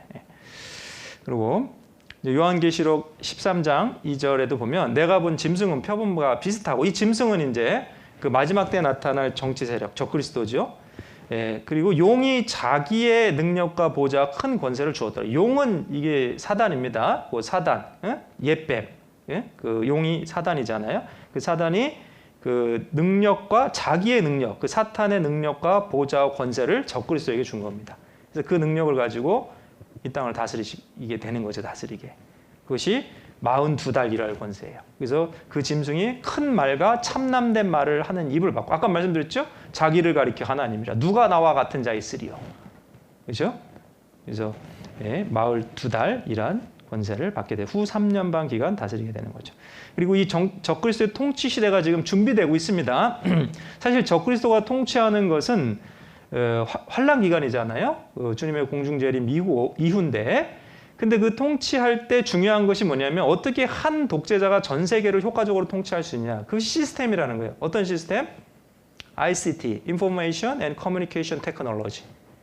그래서 그 정보 통신 시스템이 고도로 발달이 되기 때문에 그게 가능하다는 겁니다. 그러니까 그 뭐라고 해야 됩니까? 모바일을 뭐라고 해요? 한국말 제가 잘 생각 안 나는데 핸드폰이라고 그러죠? 휴대 정보통신 시스템, 그 다음에 새틀라이트 인공위성, 그 다음에 GPS, 글로벌 포지셔닝 시스템, 그 다음에 뭐 RFID, 뭐 무선 통신 이런 모든 것이 이제 융합이 돼서 커넥티드 시티를 만든다는 거죠. 그게 뭐냐면 이제 이게 접속이 될 수 있는 환경. 그거 이제 다른 말로 유비쿼터스라고 하는 거죠. 어디서나 그 인터넷과 접속이 되고 네트워크에 접속이 되는 그런 그 환경이 구축이 돼야 이제 이 하나의 독재자지만 한 사람의 독재자지만 효과적으로 이제 지배할 수 있는 거죠. 그런 내용들이 소설에서도 나왔잖아요. 조지 오웰의 1984라든지 그 빅브라더라고 있잖아요. 그 큰 형님이 그 다스리잖아요. 뭐 동물농장 그런 데도 이제 나와 있고. 그래서 그게 이제 미래 사회를 예견했던 소설들인데 실제로 뭐 성경이 아니라도 그런 것을 예견했던 많은 사람들이 있습니다. 근데 성경에서는 분명하게 말씀하고 있죠. 그때가 되면 적그리스도 독재자가 다스리는 시대가 올 것이다. 근데 그것이 지금 준비되고 있다는 거예요. 그래서 봅시다. 요한계시록 13장 16절 17절. 같이 읽겠습니다. 저가 모든 자, 곧 작은 자나 큰 자나 부자나 빈궁한 자나 자유한 자나 종들로 그 오른손에나 이마에 표를 받게 하고 누구든지 이 표를 가진 자에는 매매를 못하게 하니 이 표는 곧 짐승의 이름이나 그 이름의 수라. 그래서 이제 표에 대한 얘기, 아까 말씀드렸죠. 표를 가진 자 외에는 매매를 못한다. 그러니까 이 표가 몸에 심겨진 표, 오른손이나 이마에 임플란티드 된 거예요. 그 표가 어떤 종류의 칩일 텐데 그 칩이 없으면 매매, 사고 파는 게 안 돼요. 경제 활동을 못 하는 겁니다. 지금은 돈을 가지고 지폐나 뭐 동전 이런 돈을 가지고 화폐를 가지고 물건을 사고 파는데 나중에는 이 칩을 가지고 산다는 거예요. 근데 지금 이런 내용이 사실 1900년 전에 기록되었는데 그 당시에는 사람들이 이해할 수 없는 내용이었습니다. 근데 지금은 우리가 너무 이해가 쉽죠. 왜냐하면 우리도 지금 어때요? 굳이 그 실물 화폐가 아니라도 뭐 신용카드라든지 그 신용카드에는 IC 칩 있잖아요. 그 칩을 가지고 지금은 어때요? 물건도 사고 팔고 버스도 타고 비행기 타고 뭐 기차 타고 이런 시대 아닙니까? 그 심지어는 그것이 이제 전자 화폐라든지 아니면 어떤 뭐라고 해야 되나요? 이렇게 뭐 삼성페이, 카카오페이 뭐 이런 거 있잖아요. 뭐 네이버페이 이런 식으로 해서 이 휴대폰 안에 심겨진 형태로 해서 얼마든지 페이가 가능한 지금 시대에 우리가 살고 있기 때문에 이게 이제 우리는 이해가 얼마든지 가능하다는 거예요. 그 IC 칩이 몸에 심겨진다면 그것이 이제 뭐죠? 전자 화폐 개념처럼 활용이 될 수 있는 거죠. 얼마든지. 그러니까 이게 특별히 이상하게 들리지 않는 그런 시대에 살고 있는데 문제는 뭐냐? 더 마음이 둔해진다는 거예요. 성경에 1900년 전에 말씀하셨고 이때는 바로 적그리스도가 다스리는 시대에 사용될 그런 시스템을 말씀하신 건데 우리 눈앞에 와 있고 우리가 지금 많은 부분은 실생활에 활용이 됨에도 불구하고 영적으로는 더 깨어있지 못하다는 겁니다. 그래서 좀 자세히 보겠습니다. 그래서 이제 이 우주 인터넷이라고 하죠. 그 뭐냐면 이제 인공위성을 쏘아 올려서 이 그 지구상에 저고도 중고도 고고도의 이제 인공위성을 촘촘하게 쏘아 올려 갖고 그 네트워크를 형성해서 뭐 산이든지 바다든지 배를 타고 있든지 비행기를 타고 있든지 어디서든지 인터넷이 되는 시대를 만들겠다고 하는 건데 그게 지금 착착 진행되고 있습니다. 그래서 우리가 잘 아는 그 일론 머스크 테슬라의 사장이죠. 그래서 스페이스X라는 그 우주 회사를 차렸잖아요. 거기서 지금 팰컨 9이라고 하는 로켓들을 쏘아 올려서 2주일에 한 번씩 쏘겠다고 공언했고 지금 그렇게 하고 있습니다. 1919년 이후로. 그래서 지금 약 2,000개가 넘는 위성을 이미 쏘아 올렸습니다. 거의 약 2,000개 정도. 그래서 지금 상용화 서비스를 하고 있고 그것이 스타링크라는 이름으로 상용화 서비스에 지금 들어갔어요. 일부 들어갔습니다. 그리고 1차적으로 12,000개 위성을 쏘아 올리겠다고 했고 나중에 그것이 42,000개까지 확장하겠다고 하는 겁니다. 지금 진행이 되고 있는 내용을 제가 말씀드리는 거예요. 2019년 이후로 진행이 되고 있는 내용을. 근데 이 우주 인터넷이 되어야지만 사실은 이 그 원활한 네트워크, 그다음에 어디서든지 인터넷과 접속할 수 있는 유비쿼터스 환경이 구축이 될 수 있는 거죠. 지금 지상에 세워놓은 통신탑이라든지 그 이런 것들은요, 그 중계소라든지 이런 것들은 지형 장애를 너무 많이 받죠, 그죠? 산악이라든지 뭐 계곡이라든지 이런데. 근데 인공위성은 하늘에서 떠 있는 거기 때문에 지형 장애를 안 받는 거잖아요.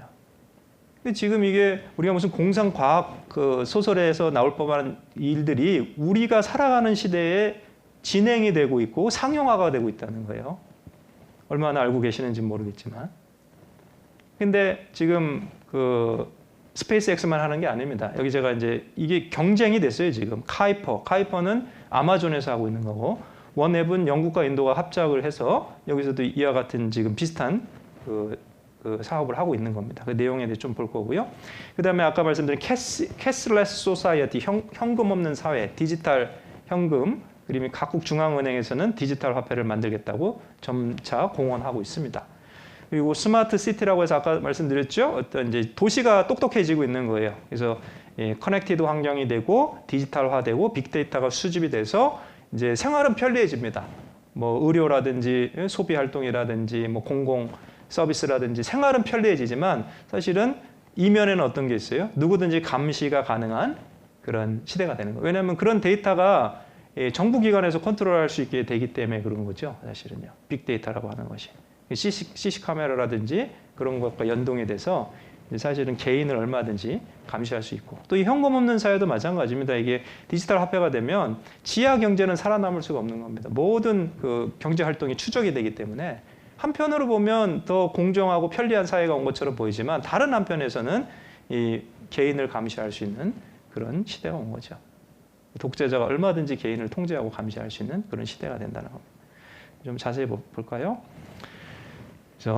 우주 인터넷 시대가 개막됐습니다. 상업 서비스를 위해 경쟁하고 있는 시대인데 스타링크는 이 테슬라에서 하고 있죠. 카이퍼는 아마존, 원앱은 영국 가인도에서 합작하고 있습니다. 지형 장애를 받지 않고 어디서나 인터넷을 접속하게 하죠.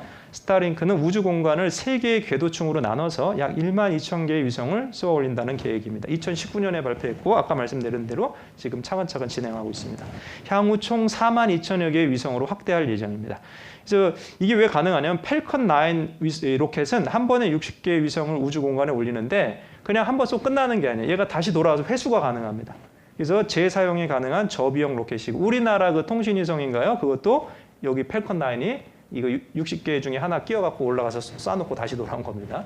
지금은 이 그 우주 서비스, 인공위성 서비스 이런 것이 이제 개인도 지금 우리 나오지 않습니까? 이제 개인이 우주 여행을 하는 시대고 돈을 내면 우주 여행도 갔다 올 수 있는 지금 시대라니까요. 너무 사회가요, 여러분 불과 10년 전, 20년 전만 해도 비해서도 급변하고 있는 사회에 우리가 살고 있는 겁니다. 기술적인 발전은 아주 비약적인 그런 사회에 살고 있다니까요. 불과 이런 얘기는요, 정말 지금 제가 드리고 있는 얘기, 우리가 뉴스에서, TV 뉴스에서 보고 있는 내용들은 10년 전, 20년 전만 해도 소설에서나 나오는 이야기였어요. 공상과학 영화에서나 나오는 얘기였다. 이제 우리 시대에 이루어지고 있는 내용들인 거죠, 지금. 그래서 잠깐 보여드리겠습니다, 사진을.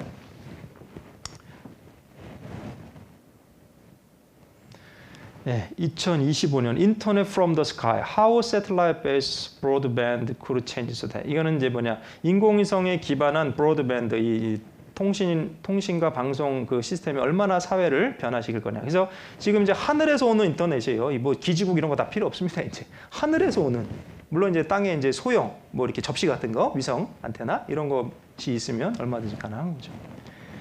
그리고 스타링크 월드 도미네이션, 세상을 스타링크가 지배할 것이냐 이런 거죠. 이렇게 촘촘하게 이제 그물망을 만드는 거예요. 그래서 여기 보시면 2019년 일론 머스크는 스타링크 네트워크 인터넷 연결을 사용하여 소셜 미디어 사이트 트위터에 포스트를 공유했다. 2020년 9월 2일 기준 스페이스X는 652기의 스타링크 위성을 발사했습니다. 이게 벌써 작년 9월이죠? 655기. 그죠? 근데 지금은 약 1700기 정도 됐어요, 벌써. 지금 작년 9월이고 지금 1년도 안 지났습니다. 2021년, 지금 7월이죠? 불과 한 10개월 정도밖에 안 지났는데 655기가 지금 1700개가 됐어요. 왜? 2주에 한 번씩 쏘고 있습니다. 지금도 쏘고 있어요. 가장 최근에 쏜 것이 5월 며칠인데요. 아무튼 그래서 1단계 1584개 배치. 그거는 이제 그 550km니까 약간 중고도죠. 그다음에 2단계는 약간 고고도 1100km, 3단계는 340km니까 저고도. 이렇게 세 단계로 나눠 갖고 그 하늘을 세 층으로 나누는 겁니다. 그래서 이렇게 빈틈이 없도록 이렇게 지금 계획을 갖고 진행하고 있습니다. 이 테슬라 회사 잘 아시죠? 전기 자동차를 만들던 회사가 이제 우주 사업에 뛰어드는 겁니다. 일론 머스크. 그래서 지난 21일 일론 머스크의 또 다른 스페이스 X의 펠컨 9이 한국의 첫 군용 통신 위성 아나시스 2를 쏘아 올린 거예요. 아까 말씀드렸죠? 한국의 군용 통신 위성을 여기서 쏴줬다니까, 펠컨 9이. 성공적으로 발사되어 우리의 큰 관심을 끌기도 했죠. 스페이스 X는 이번에 추가로 86개의 위성을 발사에 성공했고, 그러니까 한 번에 60개씩 싣고 올라갈 수가 있다는 거예요. 이를 통해 우성 인터넷 구축 프로젝트인 스타링크를 만들어가고 있습니다. 스타링크는 무게 약 200kg대의 소형 군주 위성 1만 2천 개를 순차적으로 지구 저고대에 띄워서 전 세계를 초고속 인터넷으로 촘촘히 연결하는 계획입니다. 스페이스X, 이게 펠컨 9. 이렇게 분리가 되고 나중에 회수가 가능한 거죠. 이렇게 여러 개의 위성이 탑재가 가능한 겁니다. 올해까지 1600개의 위성이 550km 상공에, 이후 330km의 상공과 1100km 상공에 수천 개의 위성을 추가할 예정이고 3개의 궤도에 군주 위성을 배치한다는 것입니다. 저궤도이니까 지구와 송수진 수십 배 빨라서 드론이나 자율주행 등 6G 시대를 주도하려는 의도입니다. 이게 굉장히 중요한 겁니다. 어떤 기술이든지 선도 업체가 앞서가는 거예요. 다른 업체들은 후발주자들이 사업에 성공하기 어려운 게 있어요. 그러니까 지금 경쟁적으로 아마존, 그 다음에 여기 뭐 테슬라, 스페이스X 이렇게 계속 서로 경쟁하는 거예요. 지금 중국도 있습니다, 사실은. 중국, 영국, 이 세 개가 지금 이 부분에 있어서 선도 업체가 되기 위해서 경쟁하고 있는 겁니다. 네트워크를 빨리 효과적인 네트워크를 구축하려고 하는 거죠. 그리고 개인이 소비자들이 자기들 그 서비스를 사용하라고 하는 거죠 지금. 수많은 위성 인터넷 전 세계 망을 형성하게 돼 중국에서도 당연히 접속할 수 있게 될 겁니다. 그래서 여기 보시면 이 스타링크 아까 말씀드렸지만 이게 얼마나 빠르냐면 초당 100MB 이상의 대기 시간과 다운로드 속도를 보여줬다. 이게 이제 베타 테스트인데도 이랬다는 거예요. 한 번에 여러 편의 HD급 영화를 스트리밍할 수 있는 수준이다. 한 번에. 그러니까 뭐 상상 이상인 거죠. 지금 뭐 우리 광랜 뭐 이런 거는 뭐 비교도 못하는 겁니다. 이제. 그래서 위성 1584개 우주 인터넷 스타링크 첫 궤도 구역 완성. 이제 구역이 한 개 구역이 완성이 되는데 1584개. 그러니까 아까 말씀드렸죠? 아까 2019년도에 600 몇 개 했는데 지금 벌써 이것도 벌써 몇 달 전 겁니다. 1584. 지금은 1700개가 넘게 쏘아올렸어요. 이제 이렇게 이제 6G 환경이 되어지만 자율주행이라고 하죠. FSD라고 하죠. Full Self Driving이라고 해서 이 운전대 안 잡고도 이제 차가 스스로 이렇게 주행할 수 있는 그런 시스템이 이제 된다는 겁니다. 그래서 이제 전기차 회사에서 왜 이런 걸 하느냐? 이게 다 맞물려 있는 거예요, 결국은요. 시너지 효과를 내려고. 자율주행 시스템이죠. 스페이스 인터넷, 우주 인터넷입니다. 그래서 아마존 중국도 가세했다 그랬잖아요. 아마존에서도 아까 카이퍼라고 그랬죠? 그래서 여기 보면 저궤도 인터넷 유정 사업을 벌이는 건 스페이스 X만이 아니다. 일론 머스크 우주 사업 경쟁 관계에 있는 아마존 창업자 제프 베이조스도 3,236개의 위성으로 구성된 저궤도 인터넷 막 카이퍼를 추진하고 있다. 아마존은 최근 로켓 발사 업체 ULA와 카이퍼 위성을 9차례 발사하는 계약을 맺었다. 2026년까지 전체 절반을 발사할 계획이다. 그 다음에 영국 정부 인도 바르티 그룹이 대주진 원넷. 이것도 2019년 2월 이후 지금까지 182개의 저궤도 인터넷 우생을 발사했다. 그리고 650개의 위성으로 우주 인터넷망 1단계 구축 사업을 완성한다는 계획이다. 지금 다 각자 다 하고 있는 거예요. 그러니 지금 이 지구를 돌고 있는 위성이 얼마나 많아지겠어요. 그래서 아까 2025년도에 약 6만 개 이상의 위성이 올려질 거라고 지금 얘기하고 있는 거예요. 6만 개 이상의 위성이. 뭐 제가 우리나라를 걱정할 건 아닌데 우리도 뒤처지면 나중에 이제 이런 종속적인 서비스를 받을 수밖에 없는 겁니다. 기술이 없으면은. 근데 어쨌거나 지금 우리가 어떤 시대에 살아가고 있는지 정말 깨어 있어야 됩니다. 중국도 여기 12,992개 저궤도 인터넷 위성을 고도 500에서 1,145km 상공에 쏘아 올리겠다는 계획을 제출했다. 그래서 점점 지금 여기 나왔죠? 모두 합치면 10년 안에 6만 개가 넘는 위성이 저궤도에 쏘아 올려지게 된다. 원웹, 아까 말씀드렸죠? 영국, 캐나다의 알래스카 북부 지역을 커버한다. 영국과 인도가 합작한 거죠. 프로젝트 카이퍼, 아마존에서 추진하고 있죠. 아마존 위성 3,200개 띄워 초고색 인터넷 서비스를 하려고 한다. 아마존 스페이스X의 뒤진 우주 인터넷 사업 추격하려고 발사 계획을 세웠다. 그러니까 이 경쟁, 이게 지금 뒤처지면요, 나중에 따라가기 힘들거든요. 그러니까 지금 서로 경쟁하는 거지. 그래서 여기 말씀드렸죠? 2023년 이후에 약 5만 7천 개의 새틀라이트이 이 지구, 그 다음에 이제 2029년 정도 되면 약 5만 7천 개의 위성이 지구를 둘러싸고 있을 거다. 이렇게 촘촘하게. 그러니까 사실은 소비자 입장에서 보면 좋죠. 왜 인터넷이 빨라지고 뭐 어디서든지 되는 거예요. 뭐 히말라야산 꼭대기 올라가서도 되고. 그러니까 소비자 입장에서는 엄청 좋은 거죠. 진짜 우리 예전에 선전에 왜 독도에서 그 짜장면 배달 가는 사람 있었잖아요. TV 선전에 보면 짜장면 시키신 분 그러면서 근데 그것이 우스갯소리가 아닌 그런 시대가 올지도 모릅니다. 근데 어쨌거나 우리가 이런 시대에 살아가고 있습니다. 그 다음에 스마트 시티와 스마트 팩토리, 공장의 사람은 점점 줄어들고 로봇이 생산을 하게 되는 상황이죠. 도시 어디에서나 모든 사물과 인터넷으로 접속할 수 있다. 사람도 오른손이나 이마에 칩을 받게 되면 항상 인터넷에 접속되어 있는 전자기기가 된다. 빅데이터 구축과 분석을 위해 재화와 서비스의 최종 소비자로서 인간은 연결되고 커넥티드, 모니터링 되어야 된다. 이거 되게 중요한 건데요.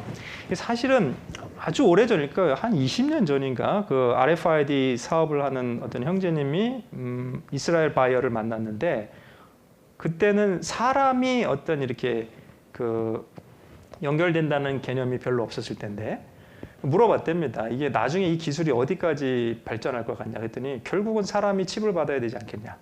그게 벌써 20년 전 얘기예요. 그 자기 생각이. 근데 그게 맞는 게 왜 그러냐면요. 사람이 경제 주체인 거예요. 생산과 소비의 주체는 사람입니다. 이 고리가 연결되려면 사람을 끊어내고는 이 그 데이터의 고리가 연결이 안 되는 거예요. 쉽게 얘기하면 물건을 사는 사람을 추적해야 될 거 아니에요. 무슨 물건을 언제 사고 연령대가 어떻고, 그죠? 이동이 어디서 어디로 되고, 그런 것이 다 빅데이터가 구축이 되려면 사람을 제외하고는 생각할 수 없는 거예요. 그래서 여기 스마트 시티도 마찬가지지만 빅데이터 구축과 분석을 위해 재화와 서비스의 최종 소비자로서 인간은 연결돼야 되는 거예요. 인간. 그럼 인간이 연결되려면 지금은 이제 휴대폰, 모바일 핸드셋을 갖고 다니면서 추적이 된다고 쳐봐요.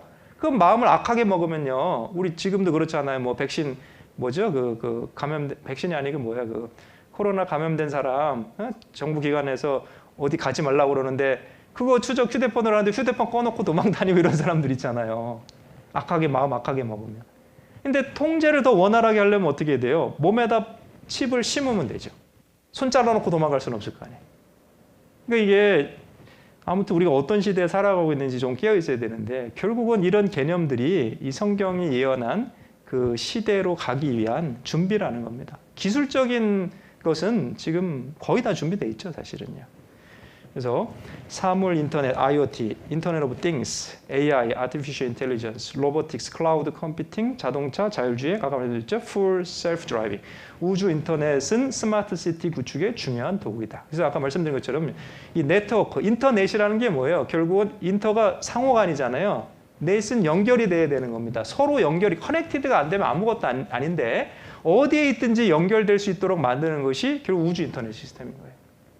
그러니까 이런 시스템이 왜 도래가 됐는지 이해를 하면 앞으로 성경에 예언한 것처럼 겉으로는 편해집니다. 사실은 편리하고 안전하고 security, 그 다음에 어떻게 safer, 더 안전해지고 편리하고 convenient한 그런 편리한 시대에 오지만 말씀이 뭐라 그랬어요? 너희가 평안하다, 안전하다 할 그때에 멸망이 호련히 너에게 말이라. 다른 한편에서는 통제와 감시가 용이한 사회가 된다는 겁니다. 잠깐 봅시다. 예. 봅시다. 예. AI. 예. 지금 글로벌 기업들이 이 인공지능 기술에 많이 뛰어들었죠. 구글, 페이스북, IBM, 마이크로소프트, 애플, 아마존, 제너럴 모터스, 토요타. 그래서 예, 한국에서도 이렇게 점점 스마트 팩토리, 스마트 시티. 이게 농담이 아닙니다. 한국도 지금 그 스마트 시티 만들겠다고 여러 지자체에서 지금 뛰어들고 있잖아요. 그렇죠? 그래서 여기 삼성 스마트 팩토리. 이제 사람은 안 보이죠? 예. 로봇이나 AI 기술로 이제 어떤 물건도 조립하게 되는 거죠. 스마트 시티의 개념은 스마트 시티란 ICT가 뭡니까? 말씀드렸죠? Information Communication Technology입니다. 그래서 그게 한국말로 어떻게 되죠? Information, 정보, 통신, 기술 뭐 이렇게 얘기해요. 그죠? 그 다음에 빅데이터, AI 등이 신기술을 접목하여 각종 도시 문제를 해결하고 지속 가능한 발전을 통해 삶의 질을 향상시키는 도시 모델입니다. 그리고 긍정적으로 보면 이래요. 이게 밝은 면만 이렇게 자꾸 보여주면 이렇게 나쁘다는 게 아니고 근데 결국은 핵심은 뭐냐? 커넥티드가 돼야 된다는 거예요. 사람의 움직임과 활동이 다 모니터링이 되고 연결이 돼야 된다는 겁니다. 그래야지만 빅데이터가 구축이 되죠, 사실은요. 그래서 스마트 시티, 이게 이제 사전적인 정의입니다. 위키비카에. 스마트 도시는 다양한 유형의 전자 데이터 수집 센서를 사용하여 자산과 자원을 효율적으로 관련해 필요한 정보를 제공하는 도시지. 이게 중요한 게 뭐야? 센서예요, 센서. 센서라는 건 모니터 된다는 겁니다. 아까 계속 말씀드렸죠. 이거 말은 어렵게 해놨지만 결국은 connected and monitored예요. 연결이 되고 모니터가 돼야 되는 거예요. 그럼 가장 편리한 건 몸에 칩 받으면 가장 편리해야 되는 거예요. 그럼 빈틈이 없는 거예요. 뭐 휴대폰 꺼놓다든지 이럴 가능성을 완전히 차단해 버리는 거니까. 그러니까 궁극적으로 진보해 나간다면 결국 연결고리인 사람이 칩을 받는 시대가 올 수밖에 없다는 거죠. 그래서 플랫폼이 뭐가 있습니까? 이 스마트 시티에는 클라우드 기반 서비스. 그래서 클라우드 아까 얘기했죠. 빅데이터가 이제 저장하려면요, 이제 조그만 뭐 이런 그런 갖고는 안 되잖아요. 그러니까 지금도 우리가 클라우드 많이 쓰고 있지 않습니까? 그런데 다 이렇게 저장이 되는 거죠. 그리고 여기 이제 스마트 시티 정의 중에 하나가 여기 잘 보세요. 1번, 2번, 3번, 3번. 그러한 정보통신 기술을 정보 시스템에 내장한다. 이게 embedded in the government system인데 제가 이거 일부러 한국말도 보고 영어도 봤어요. 이게 지금 위키백과에 나온 게 한국말 번역이 좀 이상해갖고 그게 뭐냐면 이 빅데이터가요, 이 그 정부 기관에 embedded가 되는 거예요. 내장이 되는 거예요. 정부 기관에서 그걸 모니터링 할 수 있는 겁니다. 사실 그렇게 돼야 공공 서비스의 질이 높아지긴 하겠죠. 근데 아까도 말씀드렸죠. 그거는 다른 쪽에서 보면 통제와 감시가 훨씬 용이하다는 거죠. 그게 스마트 시티의 개념이에요. 우리는 자꾸 이제 밝은 면을 얘기하고 긍정적인 면을 얘기하기 때문에 이제 이게 마치 무슨 이렇게 그 낙원을 만드는 것처럼 보이는데, 물론 제가 나쁘다고 얘기하는 건 아닙니다. 뭐 괜히 오해하지 마시고, 뭐 기술이 진보되는 걸 나쁘다고 얘기하는 건 아니지만 사실 어떤 사회로 가고 있는지는 우리가 봐야 되는데 놀랍게도 성경에 예견한 사회로 가고 있다는 거예요. 그래서 여기 나오잖아요. 스마트 시티의 개념이 뭐예요? 커넥티드, 시스템 오브 시스템, 도시는 연계되고 있다. 디지털 트윈. 근데 이 디지털이 되어야지만, 디지털화가 되어야지만 빅데이터 구축이 용이한 겁니다. 아날로그로 돼갖고는 그게 얼마나 양이 많겠어요, 그죠? 근데 디지털화가 돼서 빅데이터 구축을 하게 되고 그것을 예측을 하는 거죠. predictability. 그래서 이게 스마트 시티는 커넥티드 시티라는 거예요, 결국. 물론 엄청 편리할 것 같아요, 제가 생각해도. 의료, 공공 서비스, 뭐 소비 모든 면에 있어서 편리할 겁니다. 그러니까 예약도 그런 거예요. 지금도 봐봐요. 우리나라 뭐 이렇게 백신 서비스 같은 것도 있잖아요. 사람의 심리는 어때요? 예약한 대로 되고 또 조금 뭐가 이렇게 예약에 오차가 나면 그 인포메이션 바로바로 전해주고 그러면 좋아하잖아요, 사람들이. 저 같아도 그러겠어요. 편리한 걸 좋아하니까. 근데 그런 이제 그 편리한 걸 좋아하는 그 소비자들의 욕구에 맞춰서 점점 시스템은 개발될 거고, 근데 그 이면에는 통제와 감시가 있다는 겁니다. 이제. 그래서 초감시 시대, 무서운 통제 사회가 될 수도 있다. 그래서 이제 중국에서 일어나는 일이 있는데, 자 하나 볼까요? 네. 중국의 한 도시를 촬영한 영상입니다. 수십 개의 사각형. 이게 뭘까요? 인공지능 폐쇄회로 카메라가 실시간으로 사람들의 정보를 수집하는 겁니다. 현재 중국 대도시에는 이런 인공지능 카메라가 2천만 대 설치되어 있습니다. 지난해 중국 관영 언론 CCTV에서 공개한 중국의 범죄 용의자 추적 시스템입니다. 감시 체계가 워낙 촘촘해서 이름도 텐왕, 하늘의 그물입니다. 거리에서는 스마트 안경을 쓴 경찰이 사람들의 얼굴을 촬영해 바로 신원을 확인합니다. 이 안경은 1만 명의 얼굴을 동시에 인식할 수 있습니다. 하늘에서는 인공지능 폐쇄회로 카메라가, 땅 위에서는 경찰이 24시간 지켜봅니다. 중국 정부는 치안 강화를 위한 시스템이라지만 정보가 어디까지 수집되고 어떻게 활용되는지 아무도 모릅니다. 이미 중국 정부는 인터넷 검색 이력과 온라인 구매 내역까지 모조리 수집하고 있죠. 온라인 이용 내역을 토대로 당신이 평가될 수 있다는 걸 알고 행동하기 바란다. 이 정보들을 토대로 중국은 2020년까지 13억 전 국민의 등급을 정할 계획입니다. 이미 점수가 낮은 중국인들은 각종 제재를 받고 있습니다.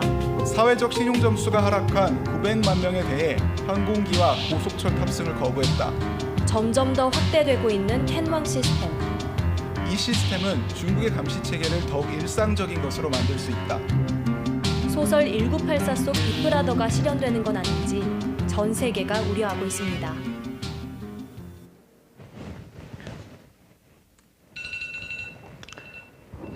네, 그리고 디지털 현금. 디지털 현금은 비트코인 암호화폐죠. 이거는 좀 다른 개념인데, 디지털 현금은 중앙은행에서 발행한 현금인데 다만 종이가 아닌 디지털로 되어 있을 뿐이다. 페이스북에서 디지털 화폐라는 리브라를 만들려고 했지만 반대에 부딪혀 실패했다. 2022년 1월 베이징 동계올림픽을 계기로 중국에서 디지털 위안화를 사용할 예정이다. 위기의식을 느낀 미국도 디지털 달러 발행을 적극 검토 중이다. 우리나라도 금년부터 시험 운영에 들어갈 예정이다. 우리는 이미 현금을 쓰지 않고 디지털 화폐를 쓰는데 익숙하다. 디지털 화폐는 우리 모든 경제 활동을 감시할 수 있다. 그건 아까 제가 이제 어느 정도 말씀드렸어요. 뭐냐면 이제 중앙은행에서 디지털 화폐 개념으로 가서 이렇게 눈에 보이는 그 어떤 그 종이 돈이나 동전 이런 것들을 이제 점점 사용하지 말자는 거예요. 가장 핵심적인 건 지하 경제 흐름을 차단하고 그 실물 경제를 모니터하겠다는 거예요. 그래서 모든 경제 활동을 감시할 수 있게 하기 위해서죠. 근데 그렇게 되면 효율적이긴 해요. 근데 어쨌거나 그렇게 되면 이제 아까도 얘기한 것처럼 통제와 감시가 용이하고, 또 한 가지는 뭐냐, 결국 궁극적으로 이 캐시레시 소사이어티고 디지털 화폐라는 건 디지털 결제 개념으로 가야 되고, 결국 아까도 얘기했지만 경제의 생산과 소비의 주체는 사람이기 때문에 사람이 어떤 전자 화폐 개념이 연결될 수 있는 칩을 받아야 된다는 거죠. 그래서 돈을 안 들고 다니면서 페이를 하는데 지금 우리가 핸드폰으로 페이하는 거 많잖아요. 여기 나온 것처럼 뭐 삼성페이, 뭐 네이버페이 뭐 여러 가지 있는데 그럼 핸드폰 잊어버리면 어때요? 너 어떻게 페이하지? 이렇게 되잖아요. 우리 버스 탈 때도 가끔 그러잖아. 교통카드 안 갖고 왔는데 그러는데 근데 이제 가끔 생각합니다. 그런 거 없어도 손등에 교통카드 받아놓으면 이렇게 띡하면 얼마나 편할까 이런 생각은 하는데 그러니까 이제 무슨 얘기냐면 편리를 추구하다 보면 그리고 거기까지 간다는 거죠. 그리고 거기까지 갈 수밖에 없는 그런 시스템이라는 거죠. 지금도 그래서 이런 기술적인 준비는 다 돼 있다니까요. 제가 이제 동영상 하나 보여드릴 건데 이 회사 사장님이 지금 뭐라고 그러는지 한번 보셔요. 자, 봅시다. Hey, in this video I'm going to show you how WalletMore implant works in real life.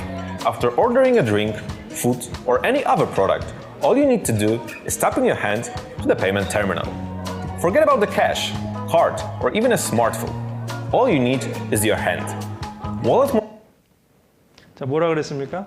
Forget about your card, even your smartphone. 그게 뭐냐면 카드나 뭐 스마트폰 안 갖고 다녀도 된다. 오직 필요한 거는 only what you need, hand. 이 손만 있으면 다 페이가 가능하다. 지금 이런 시대에 살고 있어요. 성경에 뭐라고 말씀해요? 1900년 전에 오른손이나 이마에 표를 가진 자 외에는 매매를 못하는 시대가 올 것이다. 우리나라도 한국중앙은행에서 디지털 화폐를 이제 도입하겠다 이런 얘기를 했어요. 실제 현금 유통 방식의 중앙은행 디지털 화폐 CBDC 시험 체계가 가동됩니다. 한국은행은 지난 7월까지 CBDC의 구현 기술 검토 등의 기반 업무를 마치고 2단계 사업인 CBDC 업무 프로세스 분석 및 외부 컨설팅을 추진하고 있습니다. 한은은 내년 한 해 동안 3단계에 해당하는 제한된 환경에서 CBDC 시스템의 정상 동작 여부를 확인하는 시험 체계를 구축해 운영할 계획입니다. CBDC 시험 체계의 발행, 환수 관련 업무는 한은이, 유통 업무 등은 민간 기관이 맡는 민관 협업 방식으로 운영되도록 설계될 예정입니다. 네, 그래요. 이제 또 한 가지는 이제 생체 칩에 관한 내용 중인데 현재까지 이제 그 가장 진보된 생체 칩 베리 칩으로 알려졌죠. 2004년에 미국 FDA 승인을 받았는데 이제 그거보다 더 발전된 형태의 모델이 하이드로젤이라는 겁니다. 그래서 이것은 이제 미 국방 고등 연구계획국 DARPA라고 하죠. 그래서 거기서 이제 하이드로젤 센서라는 프로젝트로 이제 개발하기 시작한 건데. 에어로졸이라고 하는 물체가 있었어요. 그것이 공기 밀도의 3배 아주 가볍습니다. 근데 고체예요. 고체인데 공기 밀도의 3배밖에 안 되는 거죠. 그것이 2002년에 가장 가벼운 고체로 기네스북에 등록이 됐는데 그것보다 더 가벼운 것이 하이드로젤입니다. 그리고 이것은 주사기 하나로 몸에 주입이 가능하고 젤과 함께 몸에 들어가는 나노 입자가 체내에서 인체 조직과 결합하여 신체 일부가 된답니다. 그래서 뭐냐면 제거할 필요도 없고 제거하지 않아도 된다는 거예요. 지금도 이제 의료 쪽에서 활용하고 있다는 거예요. 그래서 공기처럼 아주 가벼운 고체이며 금속이다. 이게 중요한 겁니다. 이게 고체이며 금속이기 때문에 센서로 활용할 가능성이 있는 거죠. 그래서 아직까지는 주파수 발신 기능이 없어서 기술의 진보가 더 필요합니다. 뭐 혹자는 지금 맞는 뭐 백신에 이런 게 들어가 있지 않냐. 근데 그런 걱정할 필요 없고요. 아직은 그런 단계는 아닌데 어쨌거나 이런 물질이 그 베리칩보다는 더 진보된 개념이고 나중에 기술이 더 진보하면은 이제 몸에 심는데 더 유용하고 그래서 이제 전자결제를 위한 칩을 만들 수도 있다는 거죠. 예. 그래서 그리고 이제 좀 거의 요거 한번 잠깐 볼까요? 그럼 한번 봅시다. 예, 이게 이제 베리칩이죠. 그래서 2004년에 미국 FDA 승인됐고 이제 이거는 이제 어때요? 그 신호가 있잖아요. 주파수가 있고 그래서 RFID랑 연결이 돼서 이 칩을 받은 사람이 인식이 되는 거잖아요, 그죠? 주사기로 이렇게 주입이 되고 지금도 뭐 스웨덴이나 일부 선진 국가에서는 뭐 나이트클럽 들어가는 사람들이 이거 받아갖고 신분증 대용으로 쓰기도 하고. 근데 이것이 그 결제 시스템이랑 연동이 되는 또 나라들도 있고 그렇죠 지금. 근데 이 하이드로젤 센서가 이제 아까 말씀드린 대로 다르파에서 개발이 되고 있는데 이 다르파라고 하는 것은 Defense Advanced Research Project Agency. 그래서 그 인터넷 우리가 쓰잖아요. 그 인터넷을 처음 알파넷이라는 이름으로 군용 그 네트워크였죠. 그걸 개발한 곳이 다르파죠. 그래서 지금은 이제 상용화돼서 우리가 인터넷 쓰는데 어쨌거나 이 미 국방 고등 연구계획국이죠. 여기서 이제 이것을 만들고 있는데, 자, 하이드로겔이란 수화겔이라고도 하며 수용성 고분자가 물리적 혹은 화학적인 결합으로 3차원 가결을 형성하고 있는 망상 구조입니다. 이게 뭐 이렇게 하면 좀 복잡하죠? 그래서 중요한 것만 얘기할게요.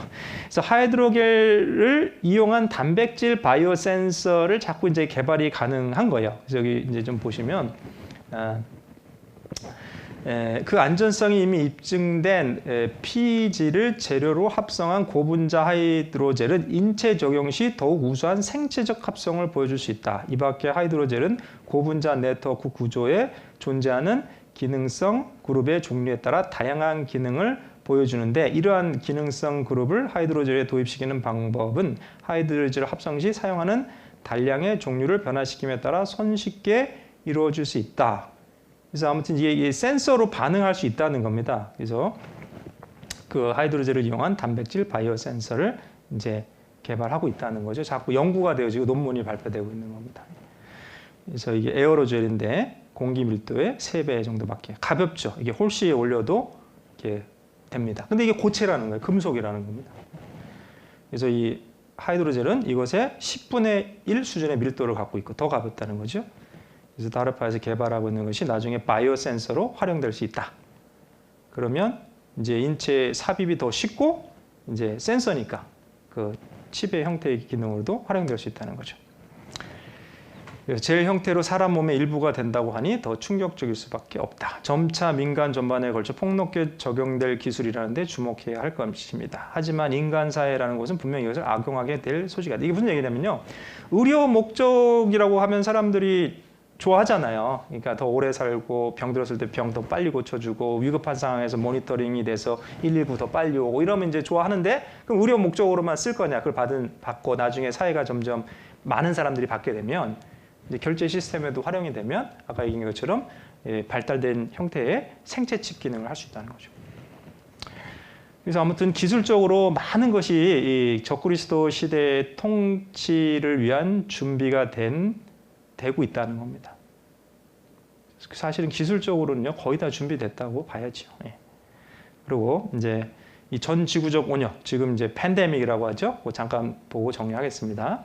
누가복음 21장 11절에 보면 처처에 큰 지진과 기근과 온역이 있겠고 또 무서운 일과 하늘로 큰 징조들이 있으리라. 그래서 마지막 때의 징조 중에 하나가 처처에 큰 지진과 기근과 온역. 처처니까 뭐예요? In various place. 그러니까 여러 곳이에요. 국지적인 게 아닙니다. 지구적인 거죠.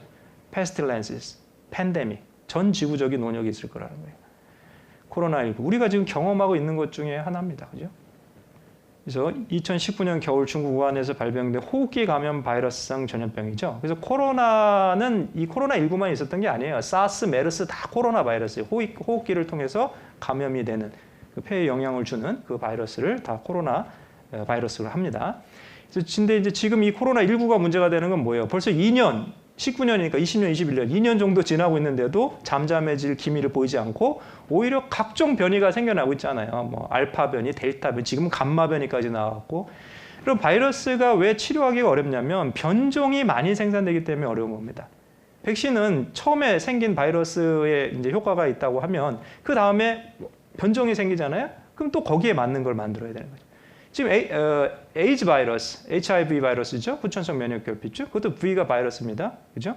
그래서 그 HIV 바이러스가 왜 불치병으로 알려져 있냐면 계속 변종을 만들어내는 거예요. 지금도 완치가 안 되잖아요. 에이즈를 이제 걸리게 되면은요. 조심해야 되는 거죠.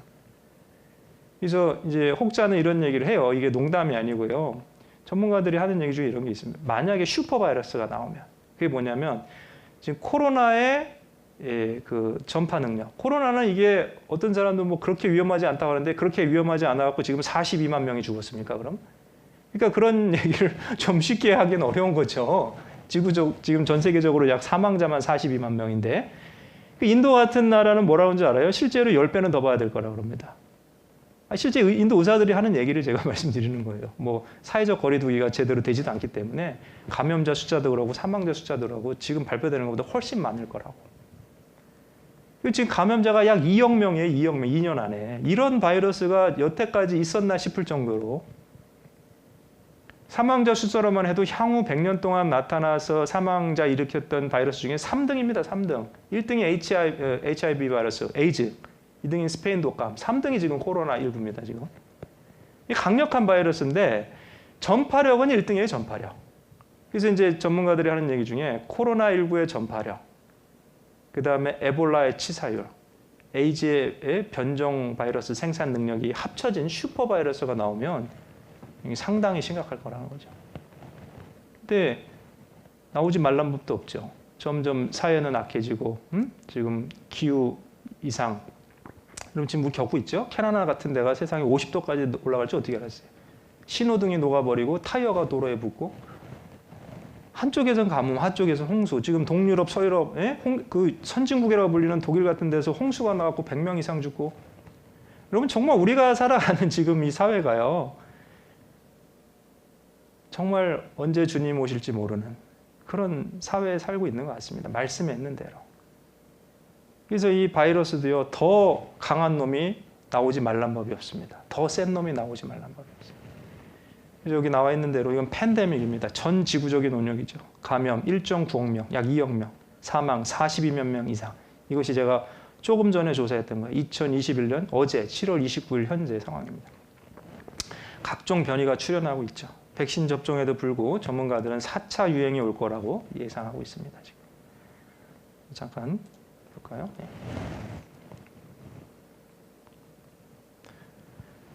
그래서 전 지구적인 감염병이죠. 그래서 우리나라도요. 이게 지금 총 확진자가 10만 명 이상이 됐죠. 사망자도 1,700명 이상입니다. 세계적으로는요. 이거는 이제 5월 달 상황이죠. 근데 322만 명이 아니고 지금 420만 명. 죄송합니다. 아까 제가 42만 명이 아니고요. 420만 명입니다. 사망자가. 420만 명. 전 지구적인 원역입니다. 이게 어제 오늘 상황이네요. 2021년 7월 30일 오늘이네요. 오늘. 그죠? 그래서 확진자가 약 1억 9,700만 명 이상, 사망자가 421만 명 이상입니다. 그리고 요한계시록 6장 8절에 보면 내가 보니 청황색 말이 나오는데 그 탄 자의 이름은 사망이니 음부가 그 뒤를 따르더라. 저희가 땅 4분의 1의 권세를 얻어 검과 흉년과 사망과 땅의 짐승으로 죽이더라. 이것이 이제 환란 기간 중에 일어날 재앙 중에 하나인데, 이 보니까 이 청황색 말이 사망인데 사망의 재앙인데. 저희가 땅 4분의 1의 권세를 얻어 이 사망이 이게 죽음의 재앙인데 그 원인이 되는 게 검과 흉년과 사망과 땅의 짐승 이렇게 돼 있잖아요. 근데 이게 좀 자세히 보면 검은 이제 칼이잖아요. 칼. 뭐 싸워서 죽는다. 뭐 전쟁이 됐든 뭐가 됐든. 흉년도 어렵지 않죠? 그 가뭄이니까. 근데 세 번째 사망은 뭐예요? 사망의 세부 카테고리를 얘기하면서 또 사망을 얘기하니까 이상하잖아요. 그래서 여기 우리 원어나 영어 성경에 보면 이렇게 돼 있어요. By sword, famine, and plague. plague가 뭐예요? 전염병입니다. 전염병. 근데 재밌는 거는 plague and by the wild beast of the dead. 이게 뭐야? wild beast니까 동물인데, 야생 동물인데, 야생 동물이 땅에 올라가고 사람 4분의 1을 잡아먹는 일이 있어요. 80억이면 20억을 잡아먹어야 되는데. 이 전염병이 야생 동물을 숙주로 해서 옮겨진 전염병일 가능성이 있다는 거예요. 이제 아까 말씀드렸죠? 이 뭐 박쥐라든지 단복나타, 메르스. 이 코로나 바이러스의 숙주가 되는 야생 동물들이 있습니다, 지금. 그래서 동물 관련 전염병. 이걸 주노틱이라고 해요. 주노틱이 뭐냐면 인수 공통 감염 전염병입니다. 사람도 걸리고 동물도 걸리고. 원래는 동물이 걸렸던 건데 이게 사람까지 감염을 시키는 거예요. 이게 지금 점점 많아지는 거예요. 그래서 2003년 사스, 사양고양이, 2011년 댕기열, 모기죠. 그 다음에 또 조루 인플루엔자, 또 메르스, 아까 단복나타겠죠. 또 코로나, 이 박쥐, 그 다음에 에볼라, 이것도 여기 보면 박쥐일 거라고 얘기를 하고 있는데, 그래서 이렇게 동물이 숙주가 돼서 사람에게 전염되는 주노틱 디지즈가 점점 많아진다는 거예요. 이거 보십시오. 이게 다 코로나 바이러스예요. 사스코브, 사드코브, 메르스코브, 다 이게 코로나 바이러스입니다. 지금 불리는 코로나 바이러스는 신종 코로나 바이러스라고 그러잖아요. 그죠? 그리고 또 란셋이라고 영국의 유명한 과학 잡지가 있는데 여기서 무슨 얘기를 하고 있냐면요. 이게 참 놀라운 얘기인데 잠깐 보시면 어디 갔나? 여기인데 예. For example, 이걸 잠깐만요. Ctrl 2. For example, more than 60% of roughly 400 emerging infectious diseases that have been identified since 1940년 are zoonotic. 이게 무슨 얘기냐면 예를 들어서 그 60% 이상 400개 그 새롭게 떠오르는 그 감염병 질환 1940년대 이후로 발견된 것 중에 60% 이상이 주노틱이라는 거예요. 60% 이상이. 예? 주노틱. 주노틱이 인수 공통 감염병입니다. 그러니까 점점 우리 시대가 올수록 1940년대 20세기잖아요. 우리 시대가 올수록 인수 공통 감염병이 늘어나는 거예요. By wild beast. Plague by wild beast. 전염병인데 야생 동물을 숙주로 할 수 있다는 거죠. 그래서 아무튼 그래서 신종 코로나 바이러스 이분도 이런 얘기를 하죠. 여기 보시면 여기 잠깐 보시면 영국의 유명한 의학 저널인 란셋이 2012년에 발표된 연구 결과를 보면 1940년 이후 새롭게 발병한 400개 이상의 질환 중 10개 중 6개 이상이 바로 동물에서 기인한 질병이라고 보고한 바 있다. 쉽게 말하면 60%에 해당한다. 이거 방금 제가 보여드린 거죠. 일부러 두 개 다 보여드린 거예요. 이게 제가 없는 얘기 만드는 게 아니라는 걸 보여드리려고. 그래서 바이러스 입장에서는 어떻게든지 새로운 숙주를 찾아 복제되면 생존 기술을 터득할 것이다. 박쥐와 천사갑이 아닐지라도 또 다른 어떤 포유를 통해서 전파될 것이다. 바이러스의 원래 모습이든 아니든 돌연변이가 일어나든 바이러스 입장에서는 새로운 숙주를 매개로 이동하는 건 당연하다. 원래 인수 공통 전염병을 일으키는 바이러스가 아니었지만 돌연변이를 일으킨다면 언제든지 사람에게 전염될 것이다. 중세 유럽을 강타한 흑사병도 있었지만 동물을 매개하는 전염병의 발병 주기가 점차 짧아지고 빈번해지는 것 같다. 먼 옛날 인류는 야생동물을 사냥해 식량을 얻었기 때문에 과거에는 분명 지금보다 훨씬 더 야생동물을 많이 접했을 것이다. 그런데 과거보다 현재 이르러 야생동물로부터 기인한 전염병이 더욱 기승을 부리고 있다. 이거 왜 이럴까요? 좀 신기하죠? 뭐 오히려 이렇게 뭐라고 그래야 되나요? 이렇게 공중보건? 이런 건 옛날보다도 발달했는데 오히려 동물을 매개로 한 신종 전염병은 더 많이 나타나고 있다는 거예요. 왜요? 역사는 끝을 향해 가고 있습니다. 언젠가일지는 모르지만 마치 쓰레기통에 쓰레기 다 차면 불에 태우는 것처럼 역사는 종말을 향해 가고 있고 마지막 때 어떤 일이 일어날지 성경에 자세히 말씀하셨죠. 우리가 이런 모든 것을 보면서도 깨어있지 않는다면 책망받을 겁니다. 그래서 좀 정리해 봅시다. 요거 좀 하나 보고요. 정리해 봅시다.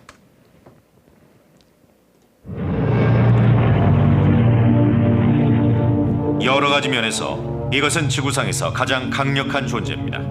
박테리아, 기생충, 바이러스. 모든 동물이나 식물은 고유의 바이러스 줄을 갖고 있죠.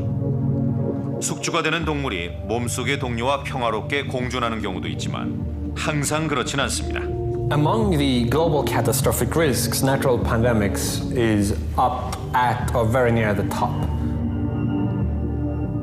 역사적으로도 수많은 사람들의 목숨을 앗아갔고 앞으로도 그럴 수 있습니다. Now, with global travel, a pandemic could spread very quickly to all parts of the globe. So our past track record of surviving these events cannot give us a 100% guarantee that these will not occur and be universally deadly in the future.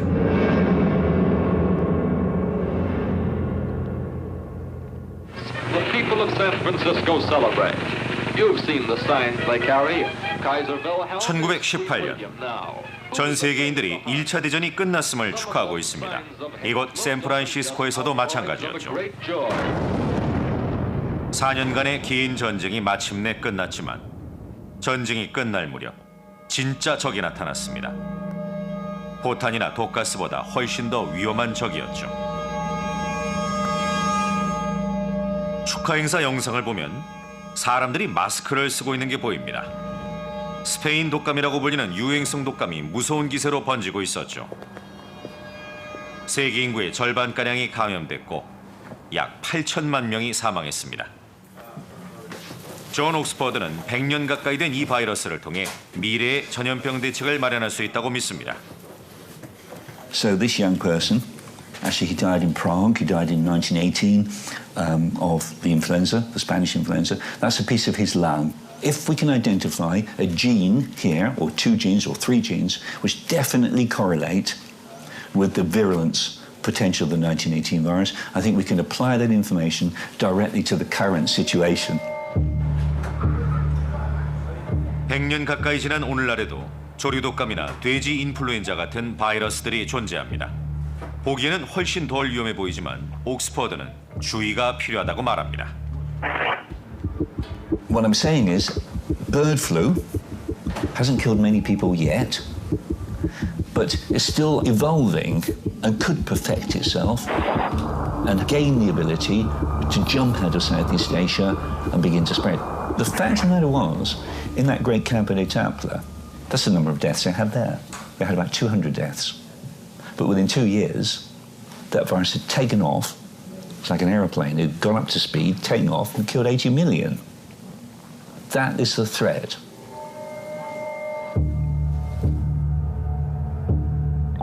바이러스는 우리의 세포에 침입해 세포의 자원을 이용해 증식합니다. 가장 위험한 건 RNA 바이러스입니다. 구조가 불안정해서 변이율이 굉장히 높기 때문이죠. 대부분의 변종은 살아남지 못하지만 그중 일부는 살아남아 전파됩니다.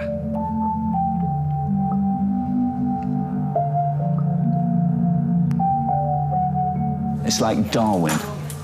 That's the situation. The survival of the fittest. And this virus makes sure, by throwing off all these mutants, that there will be one mutant that is the big boy on the block. It is the most fit virus, and it's that one which will take off. 다른 동물을 숙주라는 RNA 바이러스에 감염될 경우 상황은 더 심각해집니다. 서로 다른 바이러스가 결합하면 우리 몸의 면역 체계가 인식하지 못하는 바이러스가 만들어지기 때문이죠. HIV 바이러스는 약 100년 전 원숭이에게서 인간에게로 옮겨졌습니다. 사스와 에볼라는 박쥐에게서 유래됐죠. What's to say that next time you wouldn't get something, say, with the virulence and lethality of Ebola, yet with the transmissibility of the common flu, and maybe with the incubation time of HIV/AIDS. If you did get something like that, clearly the results would be very nasty indeed. 그래요. 그런 얘기 하고 있죠. 제가 없는 얘기하는 거 아닙니다. 이제 정리해 보겠습니다. 자, 데살로니가전서 5장 3절에 보면 저희가 평안하다 안전하다 할 그때 멸망이 호련히 저에게 이르니 결단하고 피하지 못하리라. 이제 7년 환란 기간에 어떻게 보면 시스템은 더 안전하고 편리한 시스템이 될 겁니다. 아까도 말씀드렸지만 뭐 이렇게 우리가 생체칩을 가지고 매매할 수 있다면 편하죠. 나 카드 어디 갔지? 지갑 어디다 뒀지? 뭐 이런 걱정 안 해도 되잖아요. 교통수단을 이용하든 뭐 가게에서 물건을 사든. 편리하고 안전해. 시큐리티도 그래요. 뭐 CC 카메라 다 있고 아까 중국의 태낭 시스템처럼 도둑놈이 발붙일 수 없는 사회가 되면 더 안전하겠죠.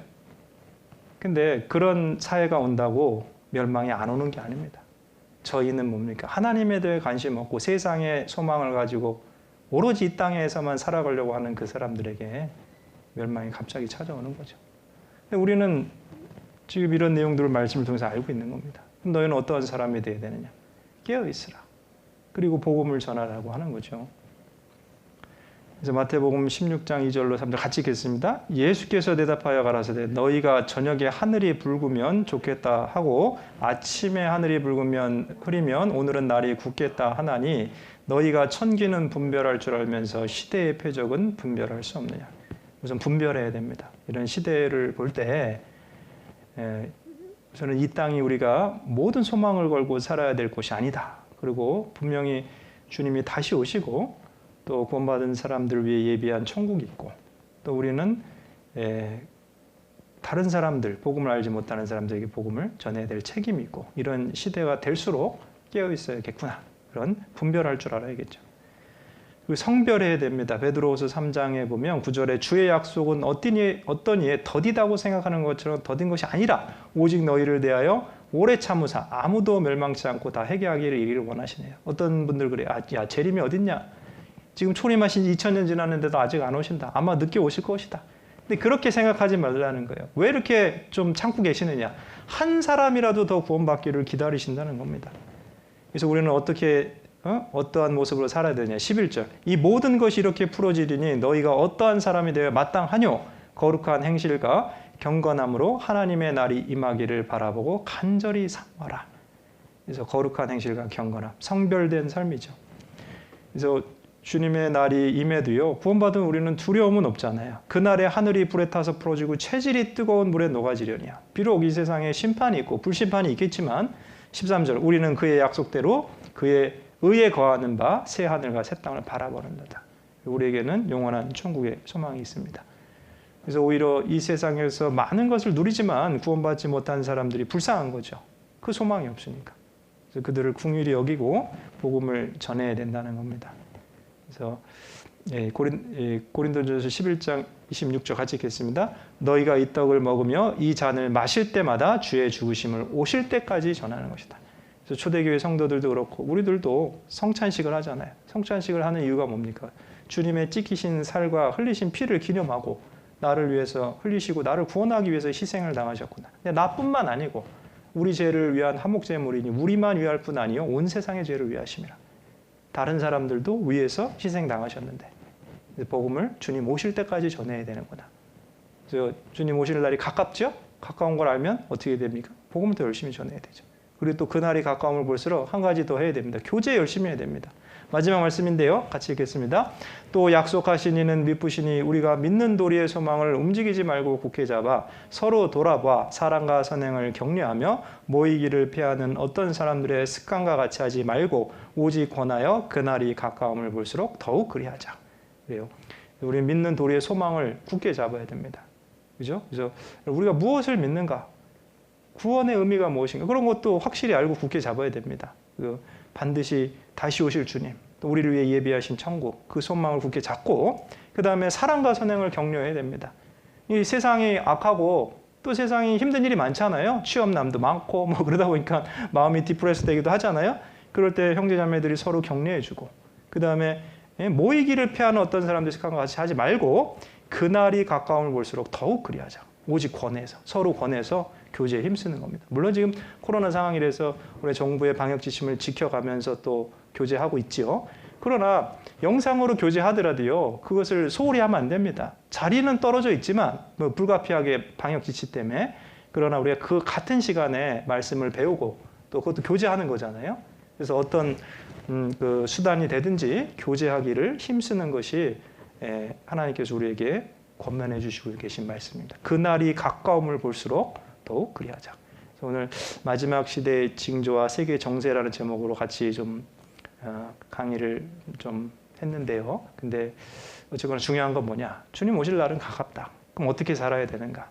분별하고 성별하고 교제에 힘쓰고 더욱 열심히 전도하고. 그래서 목적은 분명합니다. 우리 나가야 할 방향은 분명하기 때문에 더욱 열심히 신앙생활 하시면 좋겠습니다. 네, 기도하고 마치겠습니다. 아버지 하나님 감사를 드립니다. 우리를 먼저 구원하시고 또 비록 우리가 이 마지막 때를 살아가며 세상은 날로 악하여져 가고 또 주님 오실 날이 멀지 않은 시대에 살고 있지만 우리에게 구원의 소망과 또 천국의 소망을 주신 감사드립니다. 무엇보다 이 복음을 알지 못하는 많은 잃어진 영혼들에게 복음을 전할 수 있도록 저희를 도구로 사용하여 주시고 주님 앞에 섰을 때 잘하였다 칭찬받는 저희 모두가 될 수 있도록 도와주시옵소서. 나머지 또 사무엘 학교 가운데 모든 강의와 말씀 가운데 함께해 주셔서 또 그 귀한 시간 되고 주님께 귀하게 쓰임 받는데 예비되는 시간이 될 수 있도록 도와주시옵소서. 모든 것 감사드리며 우리 주 예수님의 이름으로 감사하며 기도드렸습니다. 아멘.